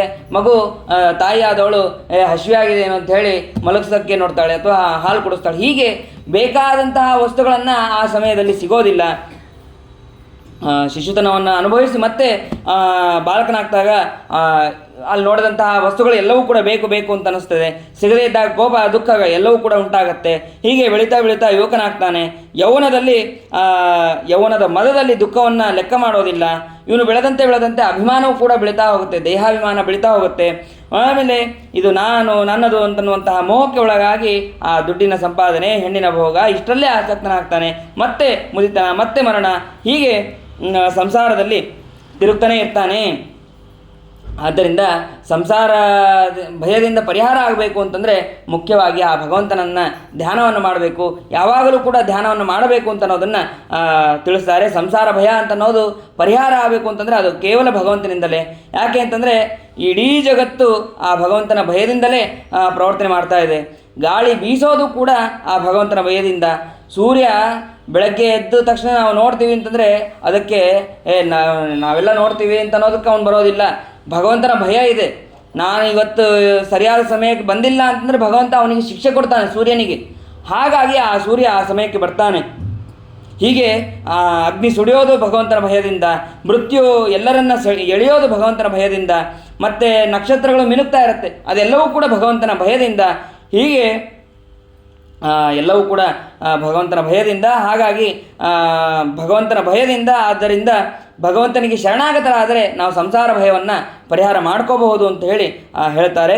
ಅದಾದ ಮೇಲೆ ಇಷ್ಟೆಲ್ಲ ವಿಷಯ ಇದೆ. ಇಷ್ಟೆಲ್ಲ ವಿಷಯ ಇದ್ದಂತಹ ನೀನು, ಇದೆಲ್ಲವನ್ನು ತಿಳ್ಕೊಂಡಂತಹ ನೀನು ನನ್ನ ಗರ್ಭದಲ್ಲಿ ಇದ್ಯಾ, ನನ್ನ ಗರ್ಭದಲ್ಲಿ ಇದ್ದು ನನಗೆ ಅನುಗ್ರಹ ಮಾಡಿದ್ಯಾ. ಇಡೀ ಜಗತ್ತನ್ನು ಧಾರಣೆ ಮಾಡಿದವನು ನೀನು, ಅಂತಹ ಜಗತ್ತನ್ನು ಧಾರಣೆ ಮಾಡಿದವನು ನನ್ನ ಉದರದಲ್ಲಿ ಇದ್ಯಾ ಅಂತ. ವಿಶ್ವಂ ಯುಗಾಂತೆ ವಟಪತ್ರ ಏಕಃ ಶೇತೆ ಸ್ಮಮಾಯ ಶಿಶುರಂಗ್ರಿಪಾನಃ ಸತ್ವಮೃತೋ ಮೇ ಜಠರೇಣ ನಾಥ. ಹೇಗೆ ಇಡೀ ಜಗತ್ತನ್ನು ನಿನ್ನ ಉದರದಲ್ಲಿ ಇಟ್ಕೊಂಡವನು ನನ್ನ ಉದರದಲ್ಲಿ ಹೇಗಿದ್ದಿ ನೀನು ಅಂತ ಹೇಳಿ ದೇವಹೂತಿ ಎಲ್ಲ ಸ್ತೋತ್ರವನ್ನು ಮಾಡಿದ್ದಾಳೆ. ಅದಾದ ಮೇಲೆ ಅವಳಿಗೆ ಆಯಿತು, ನಾನು ಉಪದೇಶ ಮಾಡಿದ್ದಾಯಿತು ಅಂತ ಹೇಳಿ ಕಪಿಲನಾಮಕ ಭಗವಂತ ಅಲ್ಲಿಂದ ಹೊರಟಿದ್ದಾನೆ. ಹೊರಟ ತಕ್ಷಣ ಆ ದೇವಹೂತಿಗೆ ಒಂದು ಕ್ಷಣ ಅಯ್ಯೋ ಇನ್ನೊಂದು ಸ್ವಲ್ಪ ಹೊತ್ತು ಇರಬೇಕಾಗಿತ್ತು ನನ್ನ ಮಗ ಅಂತ ಅನಿಸಿದೆ. ಇಷ್ಟೋ ತನಕ ಭಗವಂತ ಅಂತ ಹೇಳಿ ಉಪದೇಶವನ್ನು ಕೇಳಿದ್ದಾಳೆ. ಆದರೂ ಕೂಡ ಒಂದು ಕ್ಷಣ ಅವಳಿಗೆ ನನ್ನ ಮಗ ಅಂತನ್ನುವಂತೆ, ಯಾರೂ ಇಲ್ಲಲ್ಲ ನನ್ನ ಜೊತೆಗೆ ಅಂತನ್ನುವಂತೆ ಅವಳಿಗೆ ಭಾಸ ಆಗಿದೆ. ಅದಾದ ತಕ್ಷಣ ಅವಳು ಈ ಭಗವಂತನ ಉಪದೇಶವನ್ನು ಮತ್ತೆ ಸ್ಮರಣೆಯನ್ನು ಮಾಡಿಕೊಂಡು ಅವಳು ಅಲ್ಲೇ ಭಗವಂತನನ್ನು ಧ್ಯಾನ ಮಾಡ್ತಾ ಕುಳಿತಾಗ ದೇವತೆಗಳು ಬಂದು ಆಕೆಯ ದೇಹವನ್ನು ರಕ್ಷಣೆ ಮಾಡ್ತಾ ಇರ್ತಾರೆ. ಆದರೂ ಕೂಡ ಅವಳು ಭಗವಂತನ ಚಿಂತನೆಯಲ್ಲಿರ್ತಾಳೆ. ಅವರ ಮನಸ್ಸು ಮಾತ್ರ ಸರ್ವತಾ ಕರಗಿದ್ದಲ್ಲ, ದೇಹವೇ ಕರಗಿ ಹೋಗುತ್ತೆ. ಆ ದೇಹ ಸಿದ್ಧಿದ ಅಂತನ್ನುವಂತಹ ಶ್ರೇಷ್ಠವಾದಂತಹ ನದಿಯಾಗಿ ಹರಿದು ಹೋಗುತ್ತೆ. ಅವಳು ಸಿದ್ಧಿ ಪಡೆದಂತಹ ಕ್ಷೇತ್ರಕ್ಕೆ ಸಿದ್ಧಿಪುರಿ ಅಥವಾ ಈಗ ಮಾತೃಗಯ ಅಂತನ್ನುವಂತಹ ಕ್ಷೇತ್ರ ಆಗಿದೆ. ದೇವಹೂತಿ ಭಗವಂತನ ಪದವಿಯನ್ನೇ ಪಡೆದಿದ್ದಾಳೆ. ಕಪಿಲದೇವರು ಈಶಾನ್ಯ ದಿಕ್ಕಿಗೆ ಬಂದು ಅಲ್ಲಿ ಸಮುದ್ರರಾಜ ಕೊಟ್ಟಂತಹ ಆಸನದಲ್ಲಿ ಕುಳಿತು ಸಾಂಖ್ಯಶಾಸ್ತ್ರವನ್ನು ಶಿಷ್ಯರಿಗೆ ಉಪದೇಶವನ್ನು ಮಾಡ್ತಾ ಇದ್ದಾನೆ. ಇಂತಹ ಕಪಿಲಗೀತೆಯನ್ನು, ರಹಸ್ಯವಾದಂತಹ ಕಪಿಲಗೀತೆಯನ್ನು ಯಾರು ಶ್ರವಣ ಅಥವಾ ಪಠಣ ಮಾಡ್ತಾರೋ ಅವರಿಗೆ ಗರುಡಧ್ವಜನಾದಂತಹ ಪರಮಾತ್ಮನಲ್ಲಿ ಭಕ್ತಿಯನ್ನು ಪಡಿತಾರೆ ಅಂತ ಅನ್ನೋದನ್ನು ಇಲ್ಲಿ ತಿಳಿಸ್ತಾರೆ. ಅದಾದ ಮೇಲೆ 3ನೇ ಸ್ಕಂದವನ್ನು ಮುಗಿಸಿ 4ನೇ ಸ್ಕಂದದಲ್ಲಿ ಪ್ರಾರಂಭದಲ್ಲಿ ಹೇಳ್ತಾರೆ, ಹಿಂದೆ ಸ್ವಯಂಭವ ಮನುವಿಗೆ 3 ಜನ ಮಕ್ಕಳು, 5 ಜನ ಮಕ್ಕಳು, ಅದರಲ್ಲಿ ದೇವಹೂತಿಯ ಕಥೆಯನ್ನು ಇಲ್ಲಿ ಹೇಳಿದರು. ಇನ್ನೊಬ್ಬ ಪತ್ನಿ ಯಾರು ಅಂತಂದರೆ ಆಕೂತಿಯನ್ನು ರುಚಿ ಪ್ರಜಾಪತಿಗೆ ಕೊಟ್ಟಿರ್ತಾನೆ. ಆ ರುಚಿ ಪ್ರಜಾಪತಿಯನ್ನು ಕೊಡಬೇಕಾದ್ರೆ ಪುತ್ರಿಕಾ ಪುತ್ರ ಧರ್ಮ ಅಂತನ್ನುವಂತಹ ನ್ಯಾಯದಿಂದ, ಅಂದರೆ ಮಗಳ ಮಗನನ್ನು ತನ್ನ ಮಗನನ್ನಾಗಿ ಮಾಡ್ಕೊಳ್ಳೋದು, ಅದಕ್ಕೆ ಪುತ್ರಿಕಾ ಪುತ್ರ ಧರ್ಮ ಅಂತ. ನೋಡ್ರಿ, ಆ ಸ್ವಯಂಭವ ಮನುವಿಗೆ ಭಗವಂತನ ಅನುಗ್ರಹ ಎಷ್ಟಿದೆ ಅಂತಂದರೆ, ಇದು ಹಿಂದೆ ದೇವಹೂತಿಯ ಮಗನಾಗಿ ಕಪಿಲನಾಮಕ ಭಗವಂತ ಅವತಾರ ಮಾಡಿದ್ದಾನೆ. ಮುಂದೆ ಇದೇ ಋಷಿಗಳ ವಂಶದಲ್ಲೇನೆ ಅನೇಕ ಭಗವಂತನ ರೂಪಗಳ ಅವತಾರ ಆಗೋದಿದೆ. ಅಷ್ಟೇ ಅಲ್ಲದೆ ಮಗಳ ಮಗನಾದಂತಹ ಯಜ್ಞನಾಮಕ ಭಗವಂತನನ್ನು ಕೂಡ ತನ್ನ ಮಗನನ್ನಾಗಿ ಮಾಡ್ಕೊಂಡಿದ್ದಾನೆ. ಆ ಭಗವಂತನ ಅನುಗ್ರಹ ಆ ಸ್ವಯಂಭವನ ಮೇಲೆ ಬಹಳಷ್ಟಿದೆ ಅಂತ ಅನ್ನೋದನ್ನು ತಿಳ್ಕೋಬೇಕು. ಅದಾದ ಮೇಲೆ ಅಲ್ಲಿ ಅನೇಕ ಜನ ಮಕ್ಕಳಾಗಿದ್ದಾರೆ. ತುಷ್ಟಾಯ ಅಂತನ್ನುವಳಲ್ಲಿ ತೋಷ, ಪ್ರತೋಷ, ಸಂತೋಷ, ಭದ್ರ, ಶಾಂತಿ, ಇಡಸ್ಪತಿ ಅಂತ ಹೇಳಿ ಹೀಗೆ ಅಲ್ಲಿ ದೇವತೆಗಳೆಲ್ಲರೂ ಕೂಡ ಅವತಾರವನ್ನು ಮಾಡಿದ್ದಾರೆ. ಅವರೇ ಸ್ವಯಂಭವ ಮನ್ವಂತರಿನ ದೇವತೆಗಳು ಅಂತನ್ನೋದನ್ನು ಕೂಡ ತುಷಿತ ಅಂತನವರೇ ದೇವತೆಗಳಾಗ್ತಾರೆ. ಆಮೇಲೆ ಪ್ರಿಯವ್ರತ, ಉತ್ಥಾನಪಾದ ಅಂತನವರು ಮನುವಿನ ಮಕ್ಕಳು. ಹೀಗೆ ಎಲ್ಲವನ್ನು ತಿಳಿಸ್ತಾರೆ. ಎಲ್ಲವನ್ನು ತಿಳಿಸಿದ ಮೇಲೆ ಮೈತ್ರೇಯರು ಹೇಳಬೇಕಾದ್ರೆ ಅತ್ರಿ ಋಷಿಗಳ ಪತ್ನಿ ಅನಸೂಯ, ಆ ಅನಸೂಯಾಳಲ್ಲಿ 3 ಜನ ಮಕ್ಕಳನ್ನು ಪಡಿತಾರೆ. ಒಳ್ಳೆ ಕೀರ್ತಿವಂತರಾದಂತಹ 3 ಜನ ಮಕ್ಕಳನ್ನು ಪಡಿತಾರೆ. ಯಾರು ಅಂತಂದರೆ ದತ್ತ, ದೂರ್ವಾಸ ಮತ್ತು ಸೋಮ ಅಂತನ್ನೋರನ್ನು ಆತ್ಮೇಶ ಬ್ರಹ್ಮಸಂಭವಾನ್ ಅನ್ನೋರ 3 ಜನ ಮಕ್ಕಳನ್ನು ಅಲ್ಲಿ ಪಡಿತಾರೆ. ಇಷ್ಟಾದ ತಕ್ಷಣ ಮತ್ತೆ ವಿದುರ ಪ್ರಶ್ನೆ ಮಾಡ್ತಾನೆ, ಅತ್ರಿ ಋಷಿಗಳ ಮನೆಯಲ್ಲಿ ಆ ಭಗವಂತ ಹೇಗೆ ಅವತಾರ ಮಾಡಿದ ಅದನ್ನು ಕೂಡ ತಿಳಿಸು ಅಂತಂದಾಗ ಅದಕ್ಕೆ ಮೈತ್ರೇಯರು ಹೇಳ್ತಾರೆ, ಬ್ರಹ್ಮದೇವರು ಆಜ್ಞೆ ಮಾಡಿರ್ತಾರೆ ಸೃಷ್ಟಿ ಮಾಡಬೇಕು ಅಂಥೇಳಿ. ಅದಕ್ಕೆ ಕುಲಾದ್ರಿ ಅಂತನ್ನುವಂತಹ ಒಂದು ಪರ್ವತ, ಅದು ನಿರ್ವಿಂಧ್ಯ ಅಂತನ್ನುವಂತಹ ಪರ್ವತದ ಈ ಕಡೆ ಇರುವಂತಹ ಕುಲಾದ್ರಿ ಅಂತನ್ನುವಂತಹ ಪರ್ವತದಲ್ಲಿ ಅವರು ತಪಸ್ಸನ್ನು ಮಾಡ್ತಾರೆ. ಹೇಗೆ ಅಂತಂದರೆ, ಅತಿಷ್ಠನ್ ಏಕಪಾದೇನ ನಿರ್ದ್ವಂದ್ವೋ ನಿಲಭೋಜನ, ಒಂದೇ ಕಾಲಿನಲ್ಲಿ ನಿಂತು ಅವರು ಶ್ರೇಷ್ಠವಾದಂತಹ ತಪಸ್ಸನ್ನು ಮಾಡ್ತಾರೆ. ಏನು ಅಂತಂದರೆ ಘೋರವಾದಂತಹ ತಪಸ್ಸನ್ನು ಮಾಡಿದ್ದಾರೆ. ತಪಸ್ಸನ್ನು ಮಾಡಿದ ಮೇಲೆ ಭಗವಂತ ಪ್ರತ್ಯಕ್ಷನಾಗ್ತಾನೆ. ಅವ್ರು ಏನು ತಪಸ್ಸು ಮಾಡ್ತಾ ಇದ್ರು, ನಿಮಗೆ ಸಮಾನರಾದಂತಹ ಮಕ್ಕಳನ್ನು ಪಡಿಬೇಕು ಅಂತ ಅವ್ರು ತಪಸ್ಸು ಮಾಡ್ತಾ ಇರ್ತಾರೆ. ಪ್ರಜಾಂ ಆತ್ಮಸಾಮಹ್ಯಂ ಪ್ರಯಚ್ಛತ್ವಿತಿ ಚಿಂತಯನ್, ನಿಮಗೆ ಸಮಾನರಾದಂತಹ ಮಕ್ಕಳನ್ನು ನಾನು ಪಡಿಬೇಕು ಅಂತನ್ನೋದನ್ನು ಅವರು ಚಿಂತನೆ ಮಾಡ್ತಾ ತಪಸ್ಸನ್ನು ಮಾಡ್ತಾ ಇರ್ತಾರೆ ಅತ್ರಿ ಋಷಿಗಳು. ತಪಸ್ಸನ್ನು ಮಾಡಬೇಕಾದ್ರೆ ಭಗವಂತ ಅವರಿಗೆ ಅನುಗ್ರಹ ಮಾಡೋದಕ್ಕಾಗಿ ಪ್ರತ್ಯಕ್ಷನಾಗಿದ್ದಾನೆ. ಪ್ರತ್ಯಕ್ಷನಾದಾಗ ಅತ್ರಿ ಋಷಿಗಳಿಗೆ ಆಶ್ಚರ್ಯ ಆಯ್ತಂತೆ. ನಾನು ಸ್ತೋತ್ರ ಮಾಡಿದ್ದು ಬ್ರಹ್ಮನಾಮಕನಾದಂತಹ ಭಗವಂತ ಮತ್ತು ರುದ್ರನಾಮಕನಾದಂತಹ ರುದ್ರ ಅನ್ನುವಂತಹ ಭಗವಂತ, ಮತ್ತು ಭಗವಂತನನ್ನು ನಾನು ಸ್ತೋತ್ರ ಮಾಡಿದ್ದು. ಆದರೆ ನೀವು ಬಂದಿದ್ದು ಬ್ರಹ್ಮ, ವಿಷ್ಣು, ಮಹೇಶ್ವರ 3 ಜನ ಬಂದಿದ್ದೀರಲ್ಲ. ಏಕೋ ಮಹೇಹ ಭಗವಾನ್ ವಿಭುಧ ಪ್ರಧಾನ ಚಿತ್ತೀಕೃತ ಪ್ರಜನನಾಯ ಕಥಂನು ಯೂಯಂ ಅತ್ರಾಗತ ಸ್ತನುವೃತ ಮನಸೋಪಿ ದೂರ ಭೃತ ಪ್ರಸೀದತ ಮಹಾನಿಹ ವಿಸ್ಮಯೋಮೆ. ನಾನು ಕರೆದಿದ್ದು ಒಬ್ಬನೇ 3 ರೂಪವುಳ್ಳಂತಹ ಭಗವಂತನನ್ನು ಕರೆದಿದ್ದು. ಆದರೆ ಬಂದಿದ್ದು ಮತ್ತೆ ಬ್ರಹ್ಮದೇವರು ಮತ್ತು ರುದ್ರ ಮತ್ತು ಭಗವಂತ 3 ಜನ ಬಂದಿದ್ದೀರಲ್ಲ. ಅದಕ್ಕೆ ಭಗವಂತ ಏನಂದ, ಯದ್ವೇ ಧ್ಯಾಯಸಿತೇ ವಯಂ, ನೀ ಏನು ಧ್ಯಾನ ಮಾಡಿದೆಯೋ ಅವರೇ ನಾವು ಬಂದಿದ್ದೀವಿ. ಶ್ಲೋಕದ ನೋಡಿದ್ರೆ ಯದ್ವೇ ಧ್ಯಾಯಸಿತೇ ವಯಂ ಅಂದ ತಕ್ಷಣ 3 ಜನ ಒಂದೇ ಅಂತ ಅನಿಸ್ಬಿಡತ್ತೆ. ಬ್ರಹ್ಮ, ವಿಷ್ಣು, ಮಹೇಶ್ವರ 3 ಜನ ಒಂದೇ ಅಂತ ಅನಿಸ್ಬಿಡತ್ತೆ. ಆದರೆ ಅದಕ್ಕೆ ಶ್ರೀಮದಾಚಾರ್ಯ ಅರ್ಥವನ್ನು ಮಾಡ್ತಾರೆ, ನೀನು ಯಾವ ರೀತಿಯಾಗಿ ಚಿಂತನೆ ಮಾಡಿದ್ದಿ, ಬ್ರಹ್ಮಸ್ಥನಾದಂತಹ ಬ್ರಹ್ಮನಾಮಕನಾದಂತಹ ಭಗವಂತ ಬರಬೇಕು ಅಂತ. ಈಗ ಒಬ್ಬ ವ್ಯಕ್ತಿಗೆ ನೀರು ತೊಗೊಂಬ ಅಂತ ಹೇಳ್ತೀವಿ. ನೀರನ್ನು ತೊಗೊಂಬ ಅಂತ ಅಂದಾಗ ಅವನು ಒಂದು ತಮಗೆಯಲ್ಲೋ ಒಂದು ಪಾತ್ರೆಯಲ್ಲೋ ನೀರು ತರ್ತಾನೆ. ಅವಾಗ ಪಾತ್ರೆಯಲ್ಲಿ ಯಾಕೆ ನೀರು ತಂದೆ ಅಂತ ಕೇಳೋಕ್ಕಾಗತ್ತಾ? ಪಾತ್ರೆ ಇಲ್ಲದೆ ನೀರು ಒಂದೇ ಬರೋಕ್ಕಾಗತ್ತಾ? ಆಗಲ್ಲ. ಹಾಗೆ ಅಧಿಷ್ಠಾನ ಇಲ್ಲದೇನೆ ಮೂಲ ರೂಪ ಅಂತನೋದು ಬರೋದಕ್ಕೆ ಸಾಧ್ಯ ಇಲ್ಲ.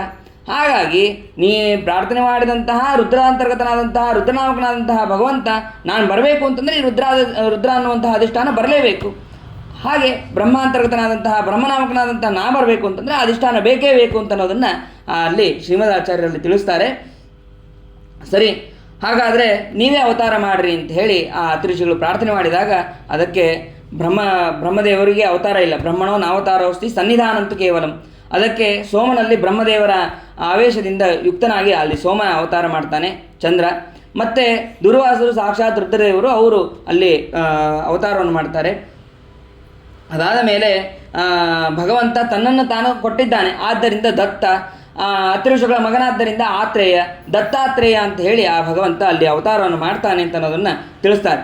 ಇದಾದ ಮೇಲೆ ಪ್ರಸೂತಿಯನ್ನು ದಕ್ಷ ಪ್ರಜಾಪತಿಗೆ ಕೊಟ್ಟು ಮದುವೆಯನ್ನು ಮಾಡುತ್ತಾನೆ. ಅಲ್ಲಿ ಅನೇಕ ಜನ ಮಕ್ಕಳಾಗಿರ್ತಾರೆ. ಅಲ್ಲಿ ಎಲ್ಲರನ್ನೂ ಕೂಡ 13 ಜನ ಮಕ್ಕಳಾಗಿರ್ತಾರೆ. ಅದರಲ್ಲಿ ಕೆಲವೊಬ್ಬರಿಗೆ ಕಶ್ಯಪರಿಗೆ ಕೊಡ್ತಾರೆ, ಮತ್ತು ಯಮದೇವರಿಗೆ ಮತ್ತು ರುದ್ರದೇವರಿಗೆ, ಹೀಗೆ ಅಗ್ನಿಗೆ, ರುದ್ರದೇವರಿಗೆ ಹೀಗೆ ಕೊಟ್ಟು ಮದುವೆಯನ್ನು ಮಾಡಿರ್ತಾರೆ. ಅಲ್ಲಿ ಯಮದೇವರಲ್ಲಿ ಮೂರ್ತಿ ಅಂತನೋಳನ್ನು ಕೊಟ್ಟು ಮದುವೆ ಮಾಡಿದಾಗ ಆ ಮೂರ್ತಿಯಲ್ಲಿ ನರನಾರಾಯಣ ಅಂತನೋ ಮತ್ತೆ ಭಗವಂತ ಅವತಾರ ಮಾಡ್ತಾನೆ. ನಾರಾಯಣ ಸಾಕ್ಷಾತ್ ನಾರಾಯಣ, ಮತ್ತು ನರ ಅವನು ಶೇಷದೇವರ ಆವೇಶ ಮತ್ತು ಭಗವಂತನ ಆವೇಶ ಅಂಥೇಳಿ, ಶೇಷದೇವರ ಅಂಶ ಭಗವಂತನ ಆವೇಶ ಅಂತ ಅನ್ನೋದನ್ನು ತಿಳಿಸ್ತಾರೆ. ಈ ನರನಾರಾಯಣ ಅಂತನ್ನುವಂತಹ ರೂಪನೇ ಅರ್ಜುನನಲ್ಲಿ ಆವೇಶ ಆಗಿತ್ತು ಅಂತ ಅನ್ನೋದನ್ನು ಕೂಡ ತಿಳಿಸ್ತಾರೆ. ಶ್ರೀಮದಾಚಾರ್ಯರು ಅಲ್ಲಿ ತಿಳಿಸ್ತಾರೆ, ನರೇ ವಿಷ್ಣು ಸಮಾವಿಷ್ಟ ಸ್ವಯಂ ನಾರಾಯಣೋ ಹರಿಹಿ ಅರ್ಜುನೇ ಚ ನರಾವೇಶ ಕೃಷ್ಣೋ ನಾರಾಯಣ ಸ್ವಯಂ.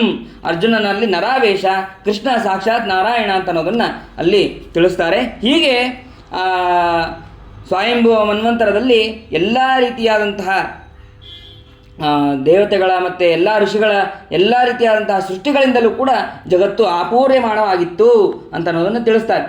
ಇದಾದ ಮೇಲೆ ಸತೀದೇವಿಯನ್ನು ರುದ್ರದೇವರಿಗೆ ಕೊಟ್ಟು ಮದುವೆ ಮಾಡಿರ್ತಾರೆ. ಕೊಟ್ಟು ಮದುವೆ ಮಾಡಿದಾಗ ಅದಕ್ಕೆ ಅಲ್ಲಿ ಅವಳು ಅಪ್ರೋಡೇವ ಆತ್ಮನ ಅಜಹತ್ ಯೋಗ ಸಂಯುತ, ಅವಳು ಇನ್ನೂ ಪ್ರೌಢಾವಸ್ಥೆಗೆ ಬರೋಕ್ಕಿಂತ ಮುಂಚೆನೇ ಅವಳು ದೇಹವನ್ನು ಬಿಡ್ತಾಳೆ, ತನ್ನ ದೇಹವನ್ನು ಯೋಗ ಸಾಮರ್ಥ್ಯದಿಂದ ದೇಹವನ್ನು ಬಿಡ್ತಾಳೆ ಅಂತ ಅನ್ನೋದನ್ನು ಮೈತ್ರೇಯರು ಇಷ್ಟು ಹೇಳ್ತಾರೆ. ಇದಕ್ಕೆ ವಿದುರ ಮತ್ತೆ ಪ್ರಶ್ನೆ ಮಾಡ್ತಾನೆ, ಯಾಕೆ ಆ ರೀತಿ ಆಗಾಯಿತು, ಅವಳು ಪ್ರೌಢಾವಸ್ಥೆ ಬರೋಕ್ಕಿಂತ ಮುಂಚೆ ಯಾಕೆ ದೇಹ ಬಿಟ್ಲು, ಹೇಗೆ ದೇಹ ಬಿಟ್ಲು, ಏನು ಕಾರಣ ಅದಕ್ಕೆ, ಅದೆಲ್ಲವನ್ನು ಕೂಡ ಹೇಳ್ರಿ ಅಂತಂದಾಗ ಅದನ್ನು ನಾಳೆ ದಿನ ತಿಳಿಯೋಣ ಅಂತ ಹೇಳ್ತಾ ನನ್ನ 2 ಮಾತನ್ನು ಮುಗಿಸ್ತೇನೆ. ಹರೇ ನಮಃ. ಶ್ರೀಕೃಷ್ಣಾರ್ಪಣಮಸ್ತು. ಅನೇನ ಭಾವೇತ್ ಪುಣ್ಯಂ ತದಾಪ್ನೋತು ಗುರುರ್ಮಮ.